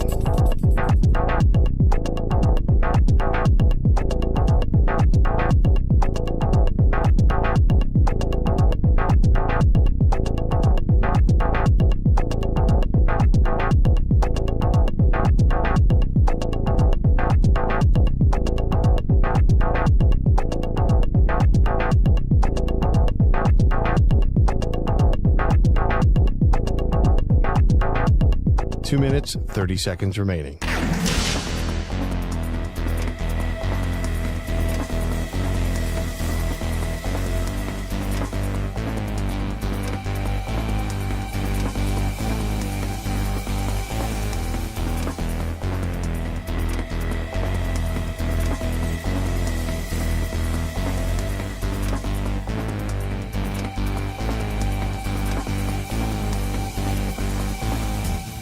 2 minutes remaining.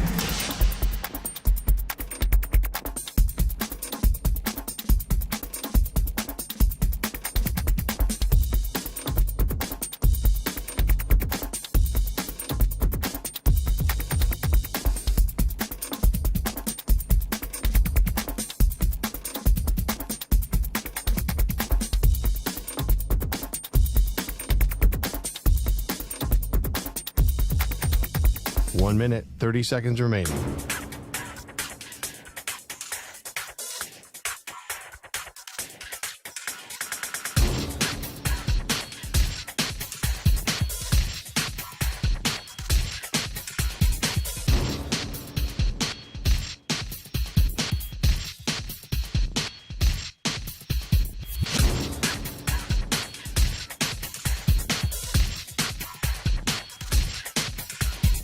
One minute remaining.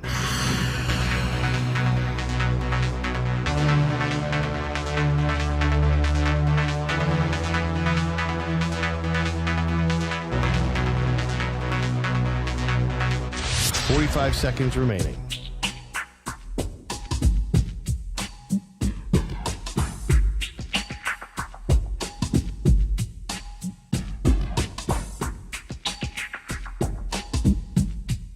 Thirty seconds remaining.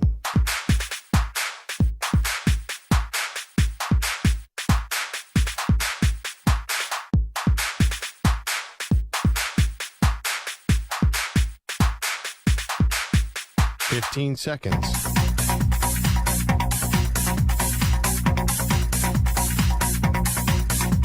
Break ends in 5 seconds.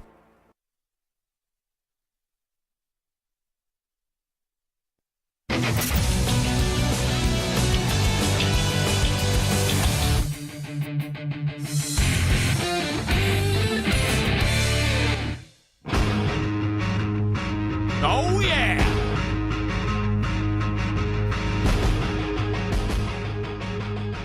You're listening to the Infinity Sports Network. Good sound selection. Good music choice there, Colton. Colton, what a douche. He tips his cap. He takes a bow, Stu. That was good. Oh, man. I've been impressed with Colton today.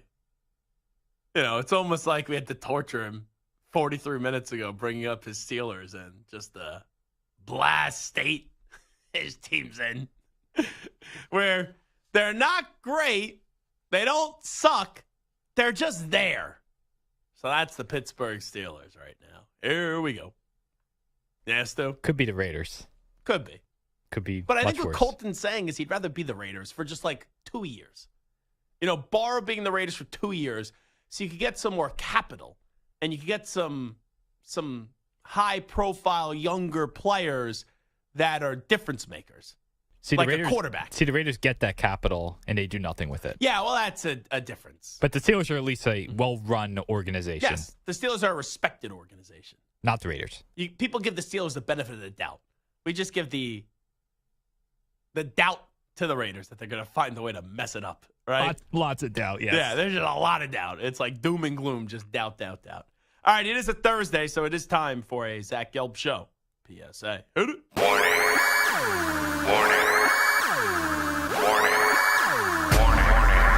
It's a Thursday. What do you have to say? It's the weekly Zach Gelb Show PSA. Who's with me? Let's go! Come on! Hey! So I have not shared this story with Stu, with Colton, or anybody here.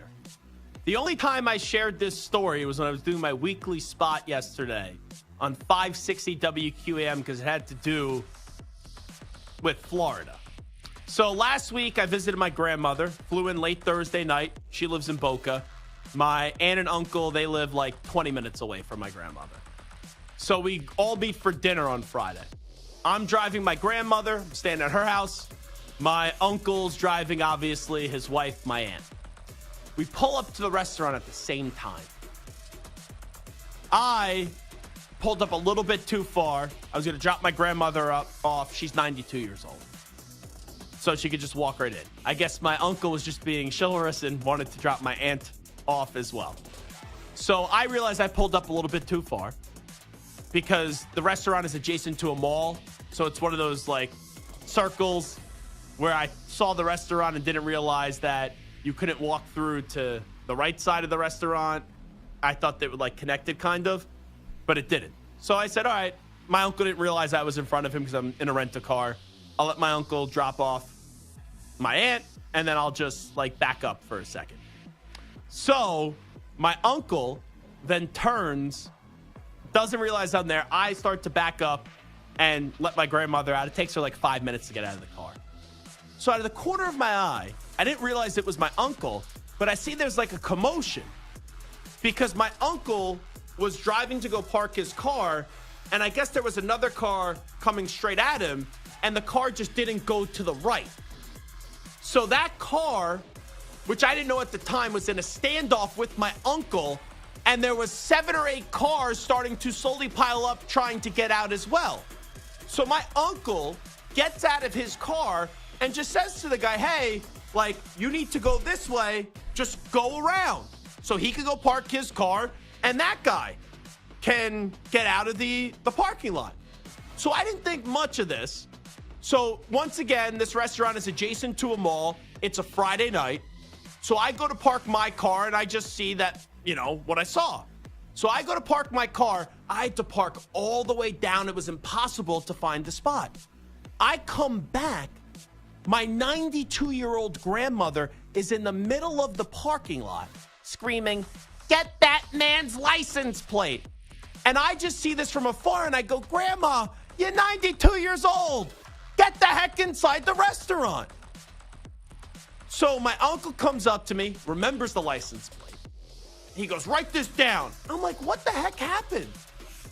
So the 5 to 8 minutes it took for me to park my car, once my uncle got out of the car to show the guy how to just go around him, the other guy with, let me tell you, I guess his wife and there was like a baby, gets out of the car.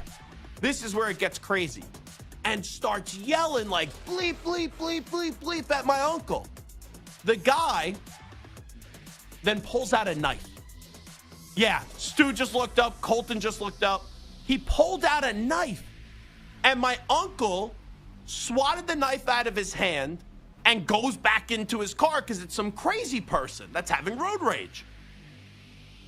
Once my uncle gets back in the car, I guess that wasn't good enough for this guy. My uncle just bought a new car a week ago. The guy picks up the knife and slashes his tire. So at first, without knowing all this, I'm like, was my uncle in the right? Was he in the wrong? I didn't realize, because I just saw my grandmother in the street when I got up to the scene, there's 20 other people that are watching this. And this couple comes up to us. They point to my uncle. This man got assaulted by some whack job.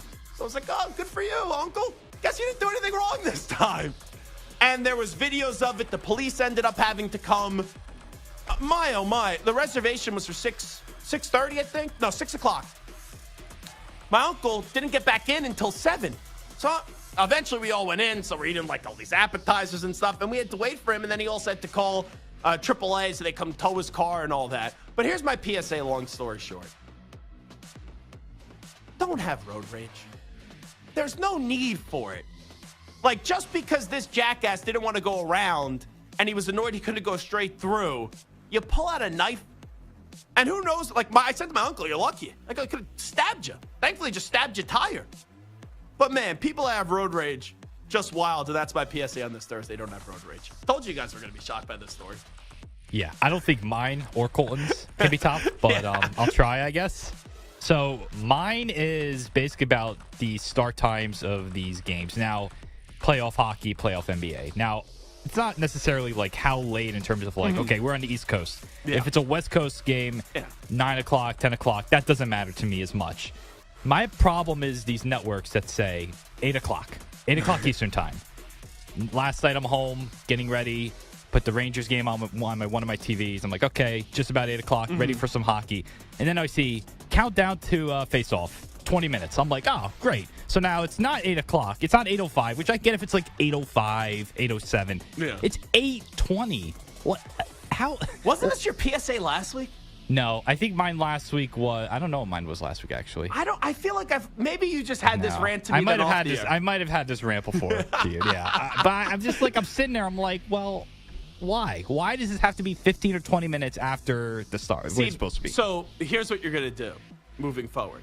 You should know not to prepare that game to start at the earliest 8:10, but then there will be a time you do that, and then it's going to start right in. Like, I think the basketball game last night was like 8:37 or 8:35, which is fine because it's supposed to be 8:30. Mm-hmm.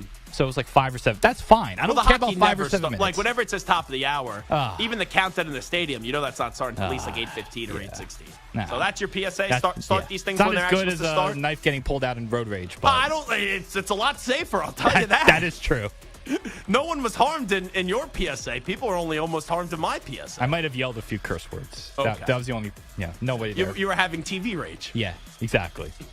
All righty, Colton, what do you got for me today? Well, again, I'm not topping yours, but you know what really grinds my gears in my PSA is when people get me going on my Pittsburgh Steelers. Here we go. In the offseason, this early into it. So my PSA is please do not get me going on the Steelers, as I will go on a 20-minute tangent on this disaster of a football team that it's been the last 7-8 years of my life. So that was my PSA. It was going to be pineapple on pizza. Please stop with that. Oh. But this quickly changed after grinding my gears on the Pittsburgh Steelers this early into the offseason. By the way, I don't like pineapple on pizza.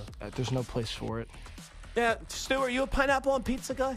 I think I've said this on the show before. Only if it's from like a Domino's or something like that. But if it's like rancid. If it's like a regular pizza, New York pizza place, like no, you cannot put pineapple. Are you getting endorsed by Pepto-Bismol? You have pineapple from Domino's on a pizza. I've had their pineapple pepperoni, and that's like my favorite thing to get from there when I do indulge in Domino's, which isn't too often.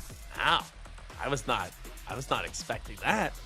It's good. I think it's good. But again, on a regular pizza, you put bacon on bacon pineapple? That sounds decent. That sounds good. I've never tried that, but the only reason I thought bacon and pineapple, when I was going shopping the other day, there's chicken sausages that have like a bacon pineapple feel to them. And I was like, seems summery, right? You go to like a barbecue and you have one of those like skewers kind of. You put pineapple, bacon, and like chicken on a stick. That's not bad. I could do that. All righty. It's a Zach Gelb Show PSA on a Thursday. Colton, man, I'm really under his skin about the Steelers. This is like taking candy from a baby. How about you try to be like a Patriot fan and actually have to go through a tough season? I know, my team's won 6 Super Bowls. Be Stu. All I'm going to say is be Stu. And you've owned my team, so yes, any big moment, I already knew what was happening. Yes. Thank you, Zach. Colton, I am your father. I'm not a Star Wars guy, though. We will take time out on the Zach Gelb Show on the Infinity Sports Network. When we do come on back, I think you guys took me off the screen there for a second. Oh, now I'm back. All righty. When we do return, we will get into what we learned the most from Game 1 of the conference finals. We had the Indiana Pacers gag a game away up against the Boston Celtics. And last night, you had the Dallas Mavericks have Kyrie Irving be very successful in the first half. 24 of his 30 points in the first half, and Luka Doncic was the finisher last night as the Mavs do go up 1-0. So Mavs up 1-0, Celtics up 1-0. What do we learn from those game ones as we get set for Game 2? Take a time out. Come on back. It is the Zach Gelb Show.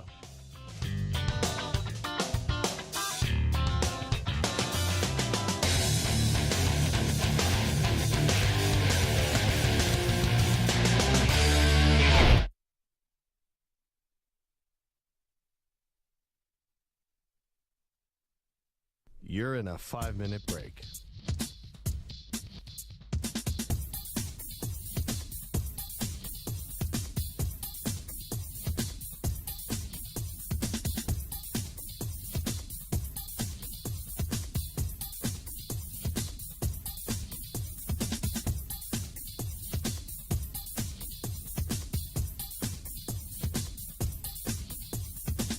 Four minutes, 30 seconds remaining.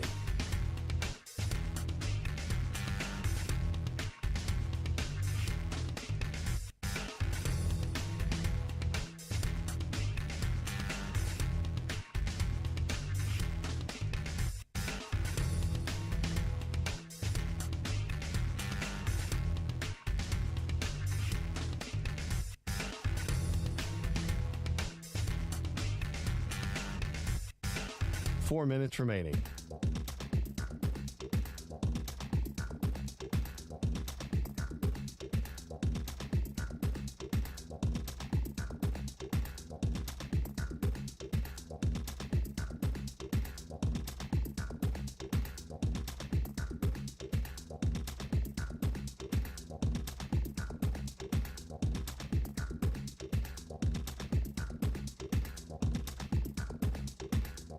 Three minutes, 30 seconds remaining.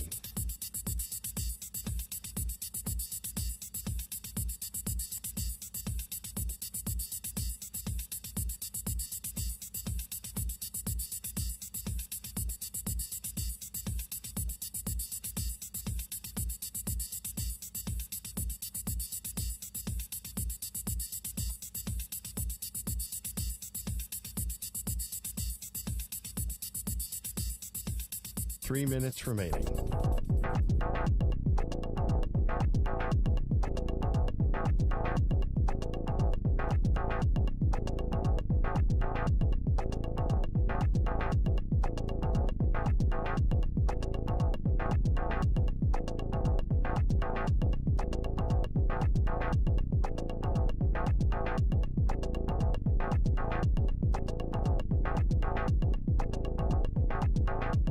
Two minutes, 30 seconds remaining.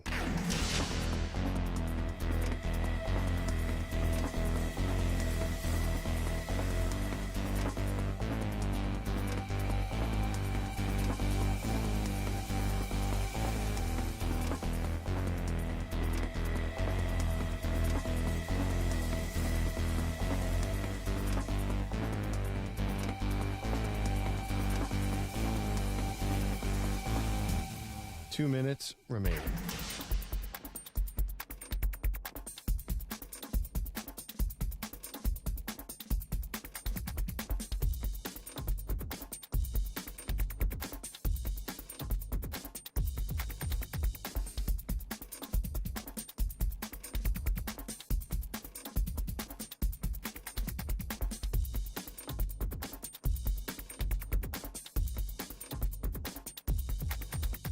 One minute, 30 seconds remaining.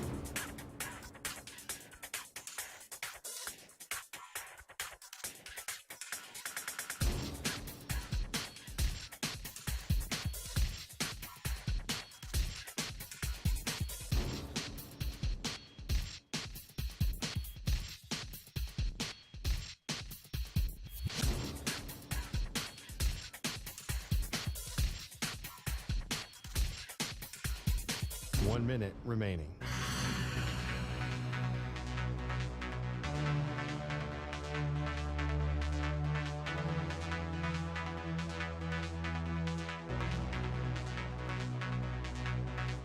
Forty-five seconds remaining.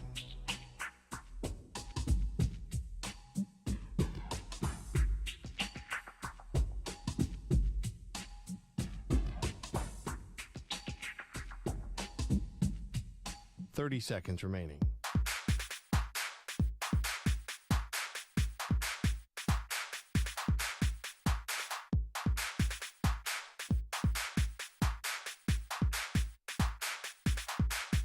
Fifteen seconds.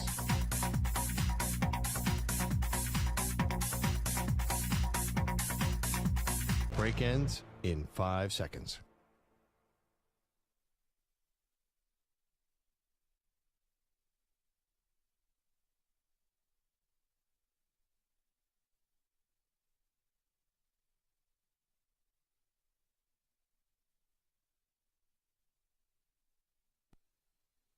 To infinity and beyond. He's live. He's nationwide. This is the Zach Gelb Show.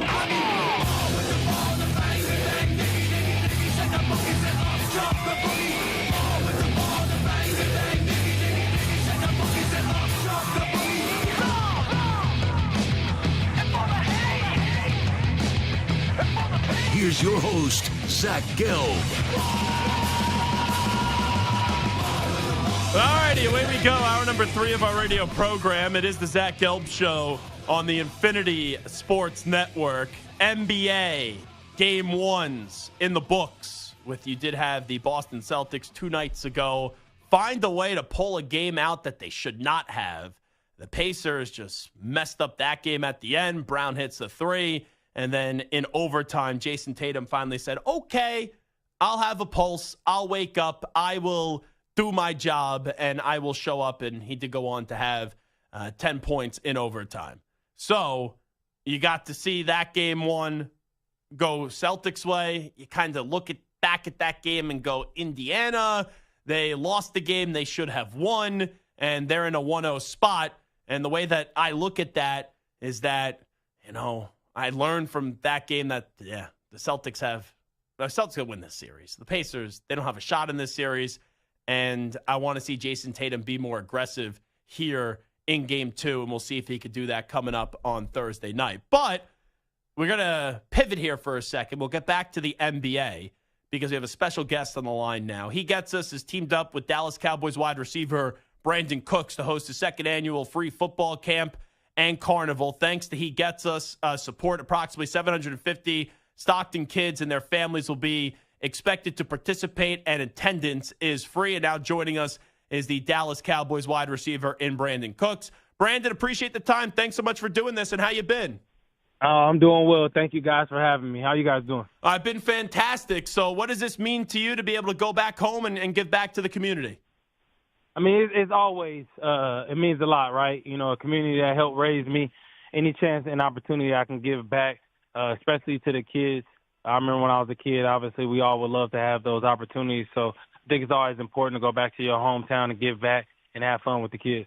Yeah, I have a lot of respect for what you've had to go through in life because, I don't understand how people get through life when you lose a parent at such a young age. I know your father died when you were 6. How did you go on to accomplish what you did while having to overcome that difficult part of losing your dad at such a young age? Yeah, I mean, I got to give a lot of credit to my mom, raising me and my 3 older brothers and seeing her work ethic, being installed in us, being the youngest. I've always promised my mom that I want to change her life. So I'm thankful for a lot of people around me and support to help keep me on track. But at the end of the day, I think it always comes down to work ethic and, being hungry.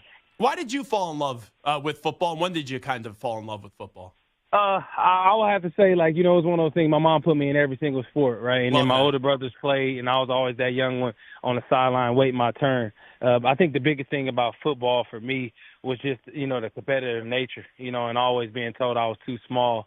So using that as motivation to show people and, be able to prove people wrong. So when did you realize, hey, you're pretty damn good at this football thing and you could go on to do this professionally, Brandon? I'll have to say, when I was young, Pop Warner, but then really, getting into high school, going to different little camps here and there outside the state, I'm like, okay, I can really do this thing. I can really, do it at a high level. So I would really say kind of going into that junior year of high school, going to some of those Nike camps and being able to compete with all the other kids around the country. And you went on to have a very successful college career. You won the Biletnikoff Award. How did you kind of, all these years later, reflect and look back at your time at Oregon State? Man, I got to tell you, I wouldn't change it for the world. I remember going to Oregon State. The 2 brothers, the Rogers brothers, was there at the same time, at that time. I'm like, man, Coach Riley know how to use short guys. He used a pro-style system, made that decision to go, and it was one of the best decisions of my life. So when I look back at it, I'm very thankful for my time there and got a lot of love for Beaver Nation. Yeah, what was your recruiting process like, just wondering? Yeah, no, I had all the, the whole Pac-12. At first I was committed to UCLA. At the time, Rick Neuhauser was the coach. He had just got, fired. And I remember Riley coming over to the house and sitting down, in my living room, eating dinner with me and my mom and stuff. And it was just a no-brainer because, like I said, it seemed like he had a lot of success using, quote-unquote, shorter guys in his offense. Talking to Brandon Cooks, you've had a very successful run at this in the NFL. You've got to play with some legendary quarterbacks. What do you take away from your time being able to be teammates with the great Tom Brady and also Drew Brees? Man, I got to tell you that you talking about 2 guys who helped form, my process, my routine, especially, Drew, coming out of college, and that was my first quarterback, just to see how regimented he was and how great he wanted to be, already accomplishing everything. And then you get over to Tom, his mindset, when he's in that field, it's so contagious. It's like, no one can mess with me type mindset. And so I'm definitely thankful for my time with him. And really Coach Belichick at the same time. Him and Peyton had a huge, impact early on in my career, starting and making me learn my process. Is that surprising to you? Right? We know the Patriots moved on from Bill Belichick, but he didn't get another job this offseason.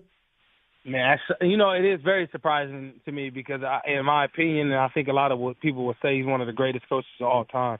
And I think he does things a little different. But at the end of the day, you know what you're going to get from him. And that's why I got a lot of respect for him, a lot of love for him.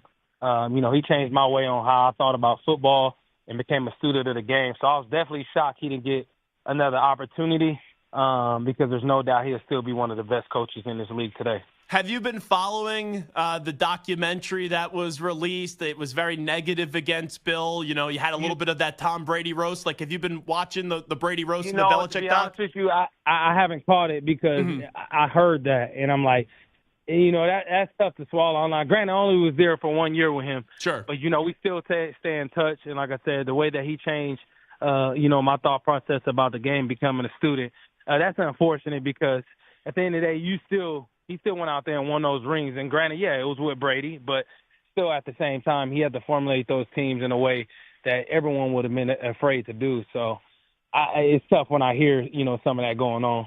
Brandon Cooks here with us of the Dallas Cowboys. You also got a chance to play with Jared Goff. We know that it didn't have a great ending in L.A. He gets shipped off to the Lions. Stafford eventually wins a ring with the Rams, but Goff has had a big redemption story and got a big contract, and that Lions team, was very good a year ago. How about what Jared Goff's been able to accomplish? Yeah, JG, I'm rooting for him only to an extent until we play him in the playoffs. So I'm always going to be a fan of JG, Northern California kid. We both grew up there. I'm super happy for him just because, he went and took his game to Detroit. Everybody thought, his career was going to die with that, and next thing you know, he changed that team, he changed that city, and I love seeing him, have success, I said, to an extent. How about, right? You got to be careful with that one. How about your quarterback now, though, Dak Prescott? What really stood out with the relationship you guys were able to form last year? Yeah, no, Dak, man, I don't even know where to start. You talking about a human being, first of all, that I got a lot of love for, even after 1 year of playing with him, having a brother for life in him. But let's talk about his game on the field. You talking about, leading the MVP race for the, pretty much the whole season, coming in second in that MVP race this past season, only being a year, in Mike McCarthy's offense, now having a second year under his belt. I mean, you talk about a guy who's special, can do everything. He gets a lot of stuff, but that's what you're going to get when you play for the Dallas Cowboys. But I wouldn't want it no other way, and I know he wouldn't either because he's going to continue to show up to the test. And you know this, he's in the final year of his contract. I thought a long-term deal was going to get hammered out this offseason. Are you disappointed up until this point that they haven't figured out that contract with Dak?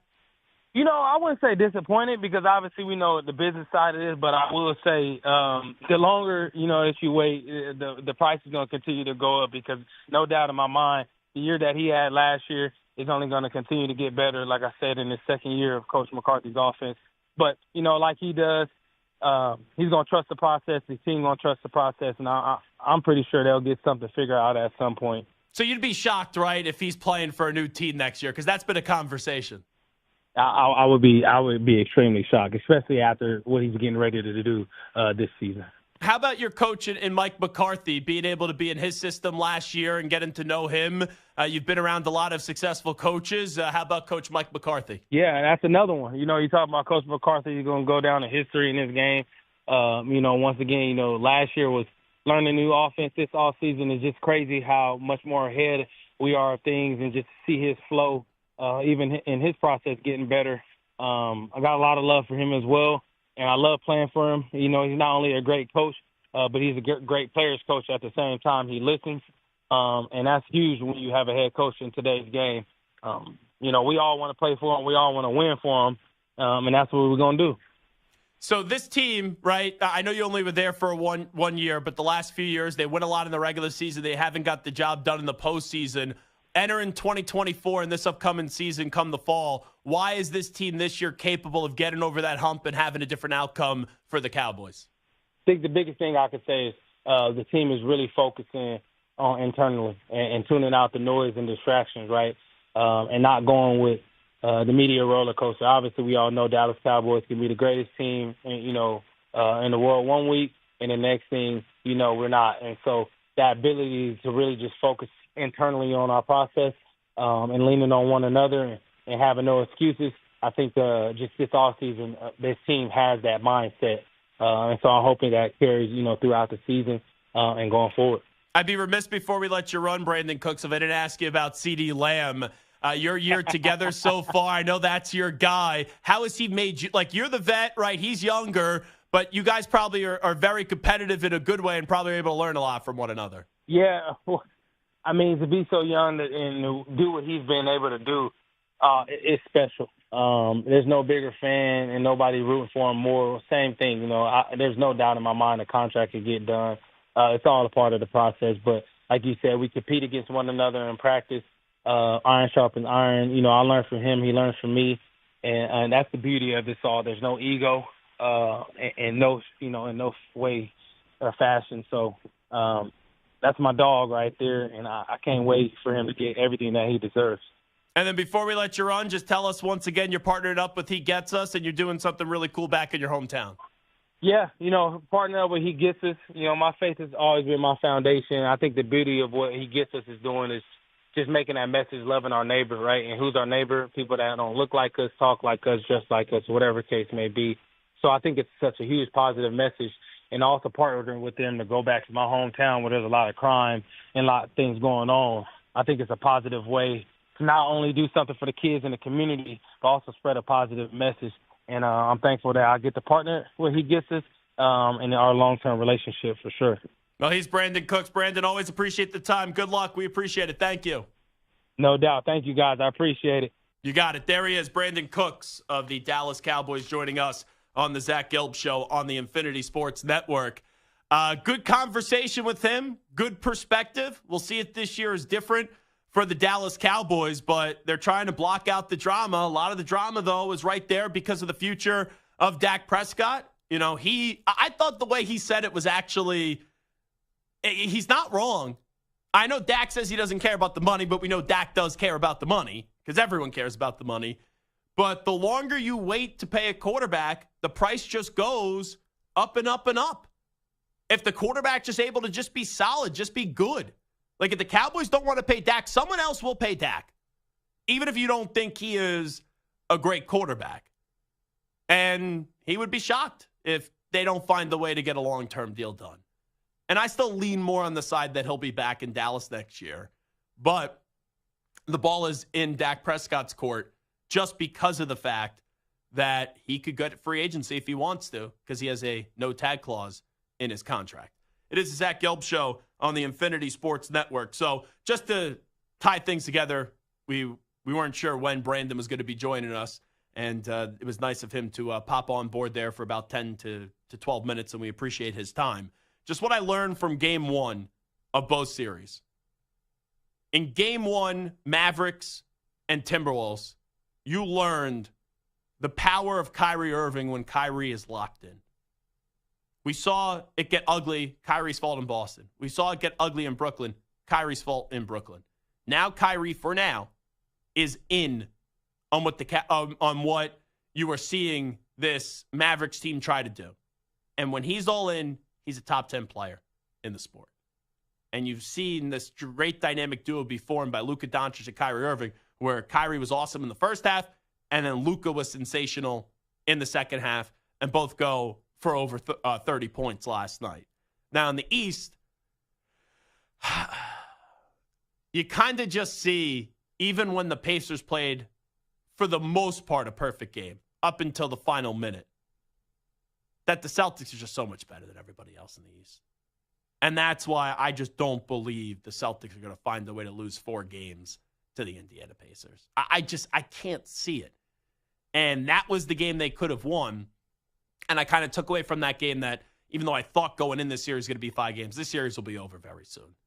I think the Celtics have a big boy effort tonight because they got away lucky in Game 1.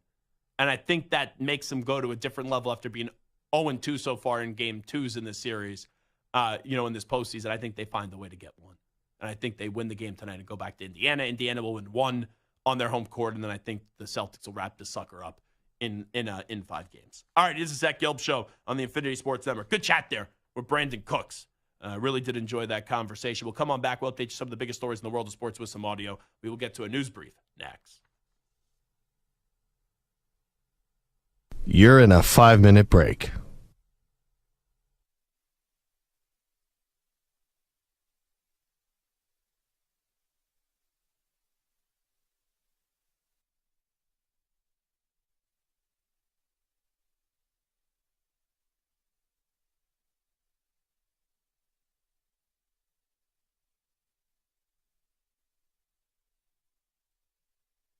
Four minutes, 30 seconds remaining.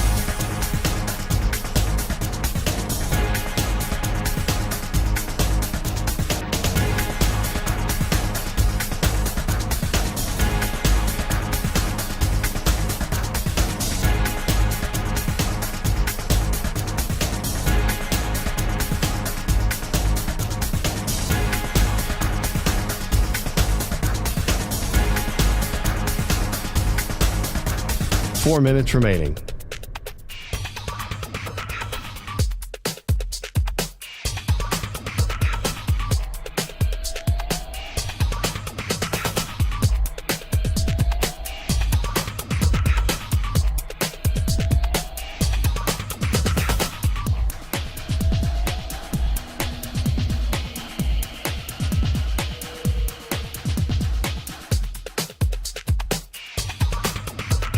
Three minutes, 30 seconds remaining.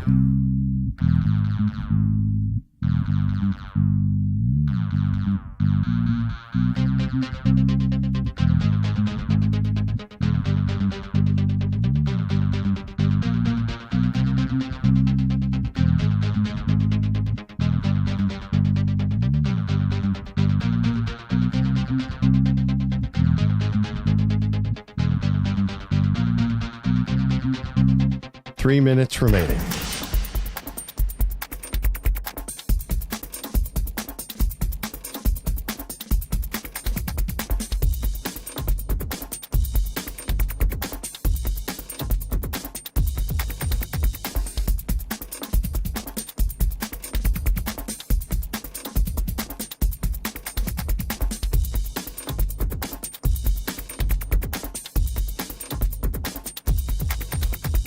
Two minutes, 30 seconds remaining.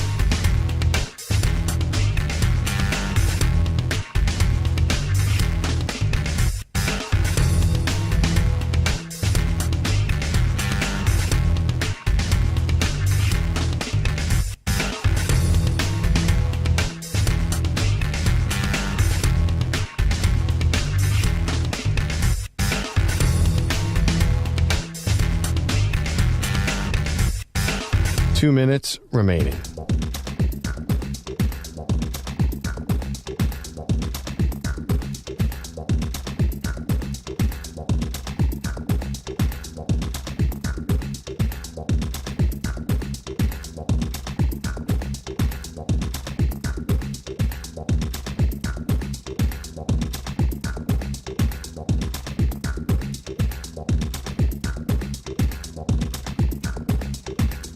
One minute, 30 seconds remaining.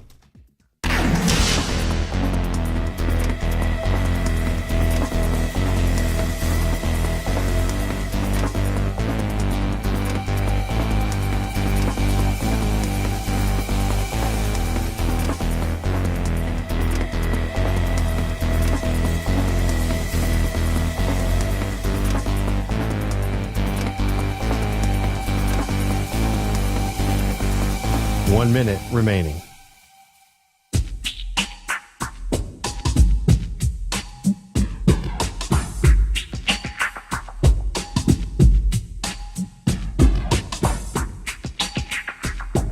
.45 seconds remaining.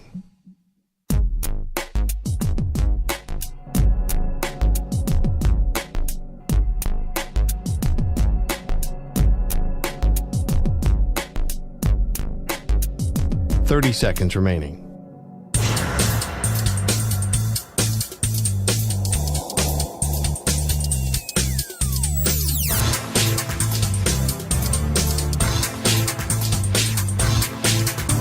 15 seconds.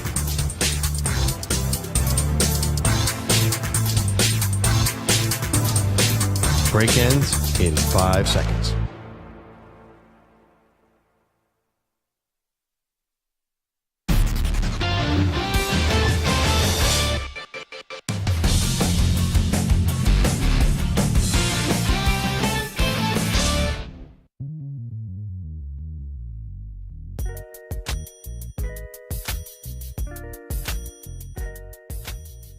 You're listening to the Infinity Sports Network. All right, it is the Infinity Sports Network right here.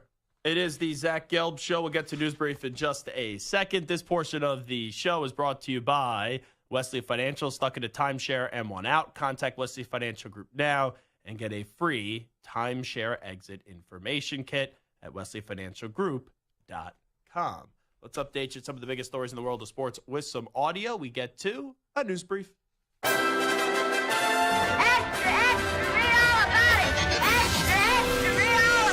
Time for your daily news brief. We get you caught up on the rumors, reports, and reconnaissance from the day in sports. All righty, let's start off with Luka Doncic and how he approached the fourth quarter last night up against the Timberwolves. I just said to myself, we got to win this game. I got to be way better because 3 quarters I didn't play good. So I just came in the fourth, get to my spot, and lead the team to win. And we hear from Jason Kidd. He says the Mavs are embracing the underdog role. We're the underdog, so we're just going to, embrace that role and play and understand that's what we are. And on the road, we got to find a way to win. And they did that last night, and now they're up 1-0, and they're playing with house money in Game 2. And a big reason because of that was the start to this game with Kyrie Irving and how sensational he was. 24 of his 30 points did occur in the first half. Here is Kyrie Irving on his strong start to the game. We just had to start off the game with an aggressiveness and just make sure we bring Rudy away from the basket as much as possible. We understand that's Defensive Player of the Year. They got first team, second team, all defensive guys. So as much as we could attack them in transition before they set their defense, which I got a few opportunities to do, got a few N1s to go. So I was feeling good in the first quarter and just settling where we are in this Western Conference Finals. A lot of anxiety, some nerves. I've been here before, so a little bit more poise on my end, just being able to start the game with the confidence and that aggression. So let me get to this clip, NBA on TNT. Stu, was this before or after the game, during, where the Timberwolves fans were chanting Draymond sucks? What, do you know when this was? I think this was during the pregame part. Yeah, I was going to say, because after the game ends, you lose the game. If you're chanting Draymond sucks, Draymond has every right to just throw it right back in your face. So let's hear Timberwolves fans chanting Draymond sucks.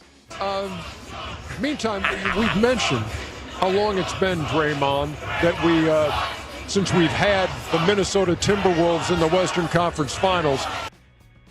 That's pretty good. I remember he had that incident with Rudy Gobert earlier in the year. I'm all there for the Draymond Green trolling.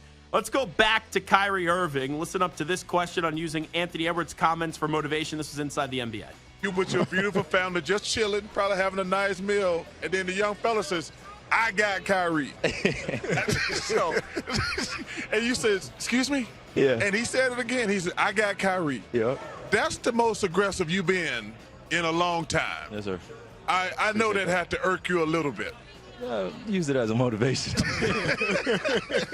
When I was sitting at home and I saw it, I was like, it's just a nod of respect. And then also, I knew what type of game it was going to be for Game 1 and also for the rest of the series. So you're right. I was at home with my family watching Game 7. You just mind your own business. And then Ant comes out and says, I got Kyrie, but also that's a no-fear mentality. And that's why we love Ant.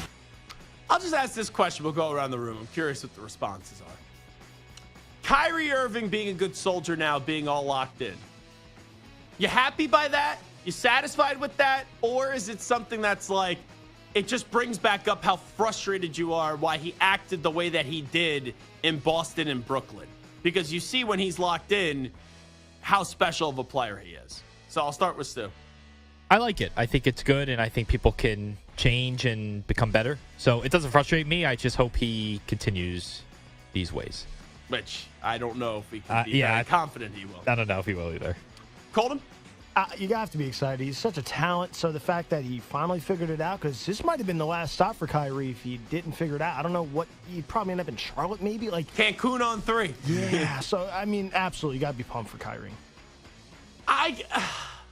It annoys the heck out of me because the guy was such a jerk in Boston. He was such a jerk in Brooklyn. It's like, why couldn't you have made it work in Boston or Brooklyn? And here, you've been good for 2 months, and you're a great player. So I just feel like we were robbed because Kyrie was doing what Kyrie does, which was absolutely insufferable the last few years. Let's go to Anthony Edwards and what went wrong in the Game 1 loss. We came out flat today. And then we found our energy, then we went back to being flat. So I think it was just on us. Everything was on us today. I didn't get downhill as much. Yeah, just stuff like that. We was just a little tired, probably. Little tired? Well, what are we? This is Game 1 of the Western Conference Finals. Game 7 of the second round. And seriously, that was on Sunday evening. That was Sunday. What are you getting tired about? That's crazy. By the way, did you hear that little in the background? Did you hear that? Oh. I'm doing the, probably shouldn't admit this on the air. I'm doing the HR requirements by our company throughout this show, and I guess one of the videos started to play. Trying to kill 2 birds with one stone, do some of the HR videos during the break. So I don't have to do too many of them when I end up getting home. So, it is what it is. Let's go to Tyrese Halliburton. He blames himself for the Game 1 collapse where the Indiana Pacers had victory and they snatched defeat from the jaws of victory. Win, lose, good game, bad game, they're all lessons. Like, it's my first playoff run. I'm learning a lot. And I think yesterday was honestly, it sucks that it happened, but it's good for me. It's good for me. It's something that, it's really one of the first playoff games that I really feel like, man, I it up. It's on me. So, it's good to learn. I'm 24. I got a lot of time, but I'm trying to win right now. So I'm just trying to learn every day, learn from every game, and I feel like I'm going to do that. Nah, it's not good for you because you lost the game. And you can't just squander away an opportunity like that because you're not a better team. You're not even close to being a better team than the Boston Celtics.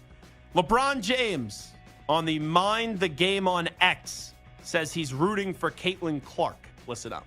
More people want to watch. More people want to tune in. Don't get it twisted. Don't get it up. Caitlin Clark is the reason why a lot of great things is going to happen for the WNBA. But for her individually, I don't think she should get involved on nothing that's being said. Just go have fun, enjoy, but I'm rooting for Caitlin because I've been in that seat before. I've walked that road before. I hope she kills. I hope Aaliyah Boston does amazing. And let's hear from Charles Barkley. He sounded off last night and Inside the NBA. He's tired of all the Caitlin Clark hate. You women out there, y'all petty, man. Hey, LeBron, you're 100% right on these girls hating on Caitlin Clark. Y'all petty, girls. I expect men to be petty because we're the most insecure group in the world. Oh, you are. Y'all should be thanking that girl for getting y'all ass private charters, all the money and visibility she bringing to the WNBA. Don't be petty like dudes. Listen, what she's accomplished, give her her flowers. Stop being petty, all you women out there. She got y'all ass charters. She bringing all y'all this money to the table, but y'all being petty like dudes. LeBron, you are 100% right. Y'all girls, stop being petty. Caitlin Clark, thank you for bringing all that money and shine to the WNBA. That was awesome. So, it was weird. In March Madness, it seemed like there was a lot of players in the WNBA that were pushing back. Breanna Stewart, Diana Taurasi. Just didn't make any sense. And then I didn't listen to the clip because I just have no time for this nonsense. But I read the headline today that someone on The View says that Caitlin Clark's popularity is about white privilege and pretty privilege. there's such thing as pretty privilege now? So what? The host on The View is saying, and I saw this headline, that because Caitlin Clark is white and she's pretty, that's why there's this sensation? Like, what are we doing here? Let me break some news here. I don't watch Caitlin Clark because she's white and pretty. I watch Caitlin Clark because she's like Steph Curry on a damn basketball court. And she hits threes from a range that no human being living should be able to hit threes. This is the part I hate about the media. Is we have something that's fun. We have something that's positive. We have something that's good. And then we have jackasses trying to say, oh, because it wasn't popular before, it's now popular because she is pretty and white? Like, that's what we're doing? I don't think anyone tunes in to watch Caitlin Clark because she's white and she's pretty. People tune in to watch Caitlin Clark because she does things on the basketball court that we have not seen before. It's such a positive story. And it's just getting ruined by people just talking out of their you-know-whats. Let's go to Dak Prescott on what his motivations are. I don't play for money. Never have, never cared for it, to be honest with you. Would give it up just to play this game. So so I allow that to the business people to say what it's worth, what they're supposed to give a quarterback of my play, a person of my play, leader of my play, I guess you can say. And for me, it's about, as I said, control. I can control and handle that part, and the rest will take care of itself. Yeah, well, you can't control what you can control. You can take less if you want to, if it's not about the money. I don't really buy that. You know, Dak saying it's not about the money, and this deal should have been done because you play for whatever. And taking less would actually benefit the rest of the team with all the other contracts that you have to pay. But we know that never happens. Let's go to Kevin Stefanski. He's happy with Deshaun Watson's progress so far this offseason. He looked like himself to me. I've been able to watch him the last couple weeks now that we've gotten into phase 2, so I've seen him throw. He's making great progress, and we will continue to just follow the medical team on this, but he looks like himself. Yeah, I know that there's a health part to this. I don't really care anything that Deshaun Watson does in the offseason. It's about the regular season. This guy has not looked like a top 7 quarterback since 2020. That's a long, long, long time ago. So there's no excuses for him. That team was very good without him last year. They need to be very good with him this year, and he has to start earning that contract. All righty, we could end it there. It is a news brief, very successful one on the Zach Gelb Show on the Infinity Sports Network. When we come on back, we'll talk about Donovan Mitchell's future in Cleveland. His coach is now out of a job, not being brought back. And also, there was some reports about Jim Harbaugh, how he wanted to stay in Michigan, ultimately bolted back to the pros, and there's some reasons why he ended up leaving Michigan. We'll get into all that in the final segment of the show on this very busy Thursday. Let's send it over to the man to my left, and that, of course, is Rich Ackerman with the latest Infinity Sports Network update. Infinity Sports Network Sports Flash. Well, the Cavaliers have stalled in the playoffs the last 2 years, and J.B. Bickerstaff pays the price today. He was fired despite a .517 winning percentage after taking over in 2020. He also led the Cavs to the 4 seed this year, but after advancing in 7 past the Magic, they went quietly in the second round in part due to injuries. The Pacers won 4 of the final 5 games against the Knicks to advance the Eastern Conference Finals. And once getting there, they blew a lead late in Game 1, falling in Boston, and will try to rally tonight before heading back home to Indiana. The Pacers must improve on taking care of the ball, turning it over 21 times in Game 1. The Stanley Cup playoffs continue with the Western Conference Finals beginning tonight. Game 1 is in Dallas between the Oilers and the Stars. Baseball today, right now, top of the 9th, the Rockies lead the A's 4-3. The Yankees blank the Mariners 5-0, holding Seattle to just 3 hits on the day. The Giants, with 5 in the 8th, beat the Pirates 7-6, while the Phillies, all they do is win. Now 37-14. They sweep the Rangers for their 6th in a row, 6-5. Padres top the Reds in 10-6-4, and the Braves blank the Cubs 3-0. I'm Rich Ackerman. This is the Infinity Sports Network. Follow us on X. Our handle is INF Sports Network. That's INF Sports Network on X.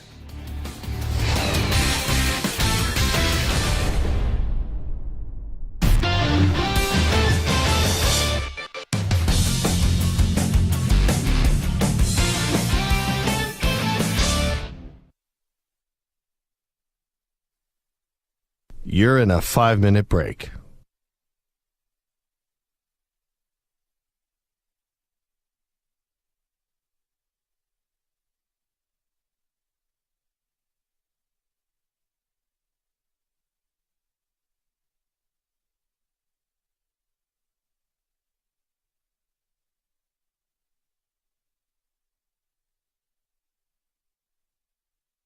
Four minutes, 30 seconds remaining.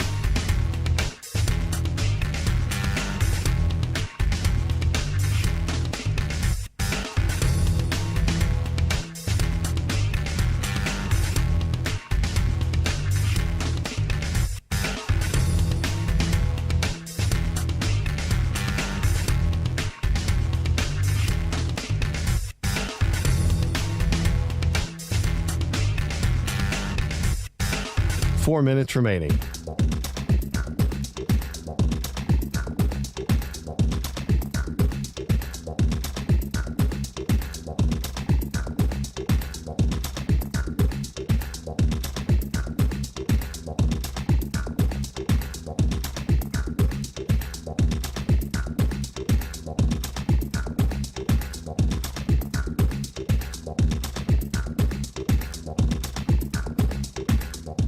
Three minutes, 30 seconds remaining.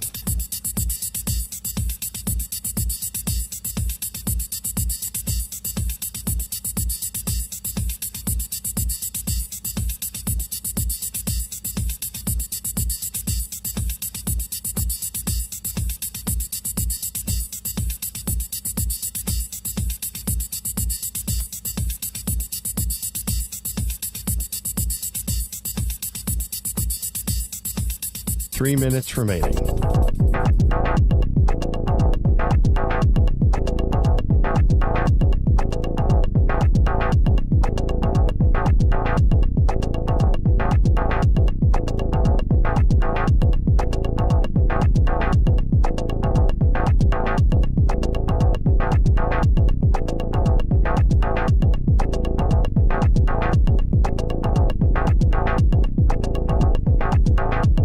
Two minutes, 30 seconds remaining.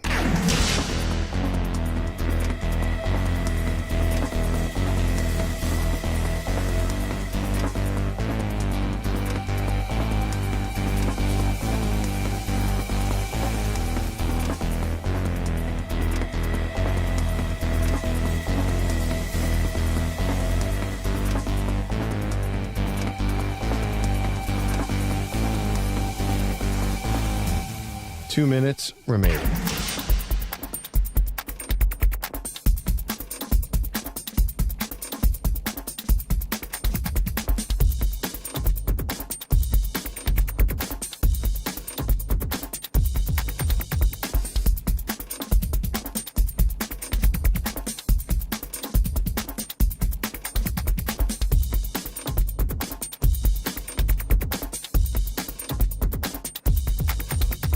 One minute, 30 seconds remaining.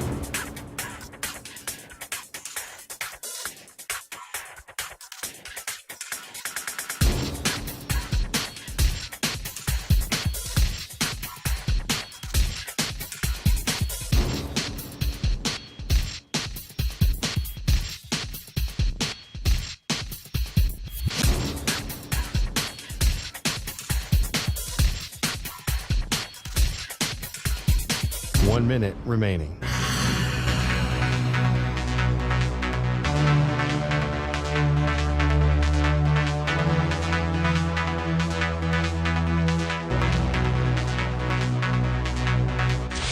Five seconds remaining.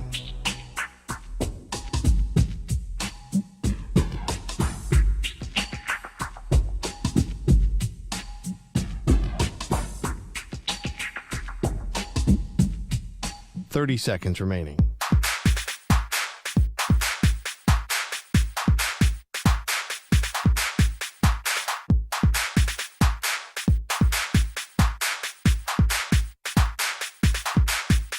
15 seconds.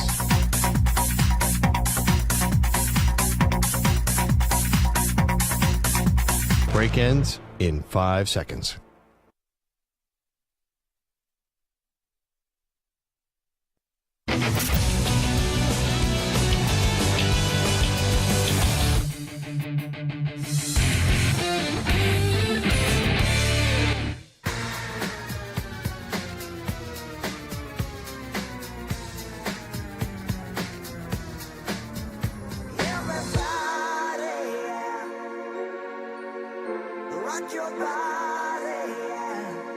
Hey, this is Howie. And this is Nick from the Backstreet Boys. And you're listening to the Zach Gelb Show. And guess what? Zach is back. All right. He's live. He's nationwide. This is the Zach Gelb Show. All righty, welcome back in. It is the Zach Gelb Show on the Infinity Sports Network. Final segment of the week on this Thursday. I am off tomorrow. Do we know who's filling in, by the way, Stu, tomorrow? Do you have any idea who's filling in tomorrow? Because yes, tomorrow is Linnell Winningham from Washington, D.C. Oh, I like him. He's a good dude. I heard him driving around last weekend, I think it was. Yeah, I think it was last weekend. So he's in on Friday. I know that on Monday when we're off for Memorial Day, that it is going to be Carrington Harrison, who's always very good, and I like Carrington. Does a great job in Kansas City. So I do not think there's going to be a YouTube stream. If you consume the show via YouTube on Friday and Monday, I don't think I know there won't be a YouTube stream, but we'll be back up and running on YouTube on Tuesday when I do return, along with Stu returning, and we will not have Samter until Wednesday. Do we need to get Samter a cake? Welcome back. Right? Balloons. Get him like a cake for being out for COVID for a week, and then I sounded like I was from Philadelphia there for a second. COVID for a week, and then moving with the longest move ever. Needed Monday, Tuesday, Wednesday, Thursday, Friday, Saturday, Sunday, Monday, Tuesday. That's 9 days to move, right? That's crazy. What, 2 days per room? He has that many rooms? I don't know. I don't know. I think I want to get Samter a cake. Welcome back. We missed you. Anyway, I was reading about Jim Harbaugh, and this is I saw it on CBS Sports. And none of this, like Colton, yeah, I know you're a Michigan fan as well. None of this stuff surprised me. So Jim Harbaugh wanted to remain at Michigan, but he felt the AD was not the advocate he needed in his corner. And this is actually from a book that's coming out, soon to be published, book, The Price, What It Takes to Win in College Football's Era of Chaos. So that's the book that is coming out. What this is told, I already knew about this. Did you know this, that when they were trying to get the new contract extension done, that Ward Manuel didn't want to include a clause in his contract? Well, he wanted to include a clause in the contract that if anything further developed from any of the allegations with the sign stealing, that they had a right to get out of the deal and they had cause to get out of the deal. And Jim Harbaugh's like, no, you guys should take that out. And that was, I guess, the contentious situation that led in part to Jim Harbaugh saying, I'm going back to the NFL. I did not know that, but I also don't believe that for a second. Why? I think he was leaving either way. I think it was gone either way. So, maybe, I just never saw him coming back, especially after winning. I mean, yeah, I just never thought. I just thought this was a year. Mm-hmm. I kind of said it when I first joined him. When I first joined Odyssey here, I was like, I think he's going to the Chargers. I think we all knew Brandon Staley stunk. He wanted the Vikings job a few years ago, too. See, I always thought it was the Chargers, and, I mean, here he is now. But I just knew. I'm like, he's got the legit quarterback in Herbert. Staley stinks. I'm like, I could see him going there, and here we are. Yeah. And he magically rides off in the sunset, leaving Michigan, and I am very thankful for his tenure. And then I guess, this I did not know, I guess he was supposed to have a meeting with Tony Petitti, and Tony Petitti blew him off in the meeting and didn't show up, and that's why he was annoyed at Tony Petitti, too, the commissioner of the Big Ten. See, do you believe, I think he's pissed with the Big Ten, absolutely. So here's what I would say. The first part I do actually believe, because that was talked about.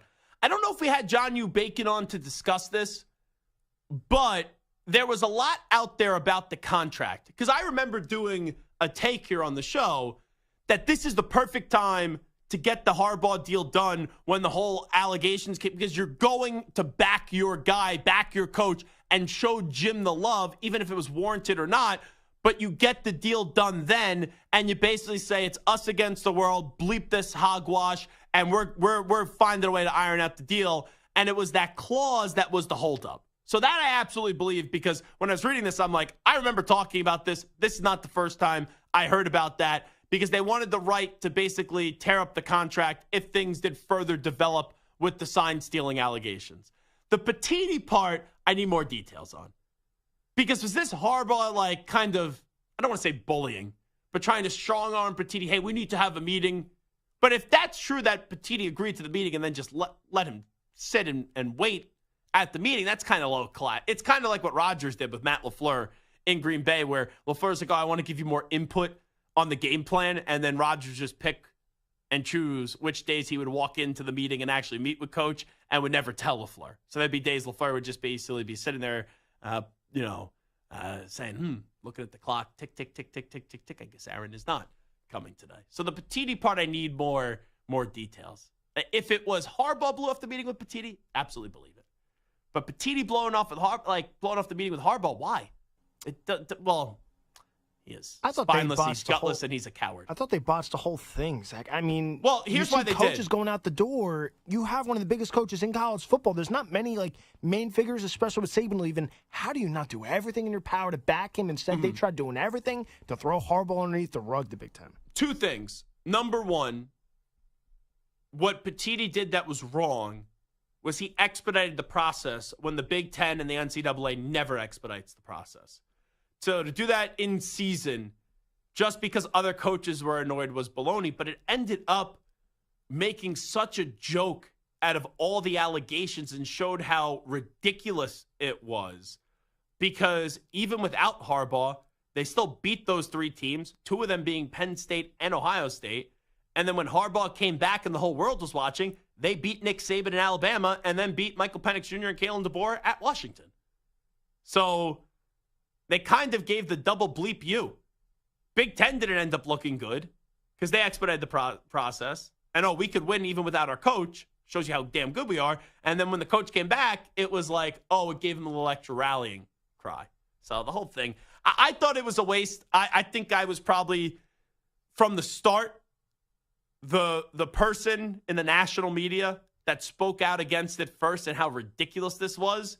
And then you had people like Paul Feinbaum, insufferable, where he gave him the benefit of the doubt, and I guess because he didn't like that people were criticizing him for giving the benefit of the doubt, he's like, that's the biggest mistake of my career.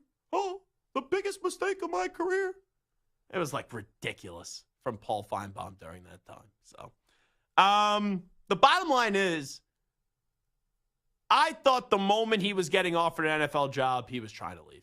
And I agree with Colton on that point. But if that's true, and I know Ward Manuel is not a popular figure right now in the Michigan community, because, the Dusty May hire was good for him in basketball. That restored a little confidence for people, a little bit with Ward Manuel. But the fact that him and Harbaugh had an icy relationship and they couldn't get a deal done with him, I do think some of it is because Harbaugh wanted to go. But if that is true, that Harbaugh knew that this relationship wasn't going to get repaired and it all came down to the clause of that contract that he would have signed it, which I don't know if that's the case. But that clause being an issue and the fact that they wouldn't just waive that clause, kind of stupid on the part of Ward Manuel and also Michigan. Very. And I don't know, the president, Santaona, I don't know where he falls in it too, because he was very pro Jim Harbaugh. So you would think he could find a way to usurp Ward Manuel, but I guess that just didn't happen. Donovan Mitchell's future in Cleveland real quickly. So J.B. Bickerstaff is gone. That tells me one thing. I don't think J.B. Bickerstaff deserved to get fired. The Cleveland Cavaliers are the definition of a team that's good, not great. They can't win a championship. They were in the playoffs. That team got just decimated with injuries, and they still got to the second round. So I don't think J.B. Bickerstaff didn't meet expectations and didn't do a good job with the Cleveland Cavaliers, but it tells me that he lost the locker room. And I don't know how you lose that locker room. I really don't. I don't put that on him. I think that's more of a player issue and a lack of accountability in that locker room. But I got to think, with them trying to get a deal done with Donovan Mitchell, and it seems like Donovan Mitchell, even though he'll say publicly he wants to, that a lot of the conversation about him is speculation, but you have a chance to get a new deal done this offseason. But if you don't, I don't think the Cavs could play the risk of playing out this contract and then losing him for basically nothing, or losing him in a sign and trade where you're not going to get nearly enough back. So this tells me that Donovan Mitchell was done with JB Bickerstaff. And I just wonder why that relationship did deteriorate, and we'll never find the answer out to that because it's not going to come out of the Donovan Mitchell side and his camp. And I would think JB Bickerstaff, maybe his camp leaks it out, but I think he's going to try to go find another job in the NBA because, head coaching job, it doesn't really help you if that side of your story is leaking out when you can just address it with people when they're interviewing you. But, NBA coaches, it's crazy. I don't think JB Bickerstaff has coached his final game in the NBA. These head coaching jobs, it's like being in a whorehouse, for crying out loud, with how many coaches just jump around the league. I know he was the head coach in Memphis, and now he's the head coach at Cleveland. I would think he would get a third head coaching job. I would actually be surprised if he did not. He was the interim in Houston as well for a big chunk of that season where they did lose in the playoffs. 71 games, he was 37-34 as the interim coach at Houston back in 2015 and 2016. So we'll see who they end up replacing him. There's talks about Terry Stotts and Kenny Atkinson.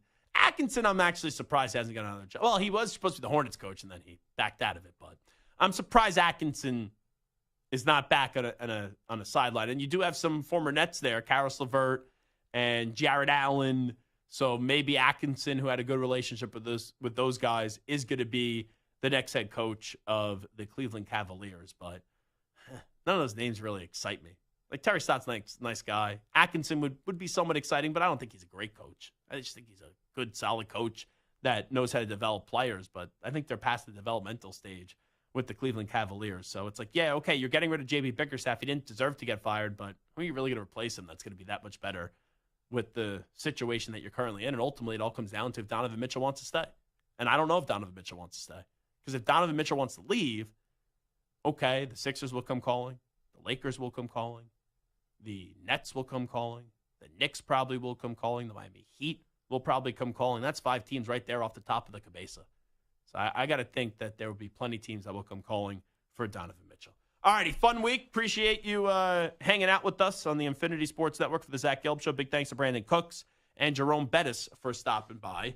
I know this is a fun weekend for a lot of people, Memorial Day weekend, really the start of summer, and you get all the barbecues going. But remember why we do have Memorial Day, and it's for the people and the heroes that did have to pay the ultimate sacrifice to protect us in this great country that we do live in. So when you're having a great weekend, just make sure to remember the people that did make the ultimate sacrifice. We will be back on Tuesday across all our great local Infinity Sports Network affiliates, Sirius XM Channel 158, the free Odyssey app, and, of course, streaming live on YouTube. Hopefully when we are back on Tuesday, the Rangers have made this a series up against the Florida Panthers, as I was at game 1 last night, and I was not happy as they're down 0-1. Big thanks to Colton. Big thanks to Stu. Big thanks to each and every one of you. Have a great extended weekend, and we will talk to you on Tuesday, everybody. All righty, we out. Bye-bye. Peace.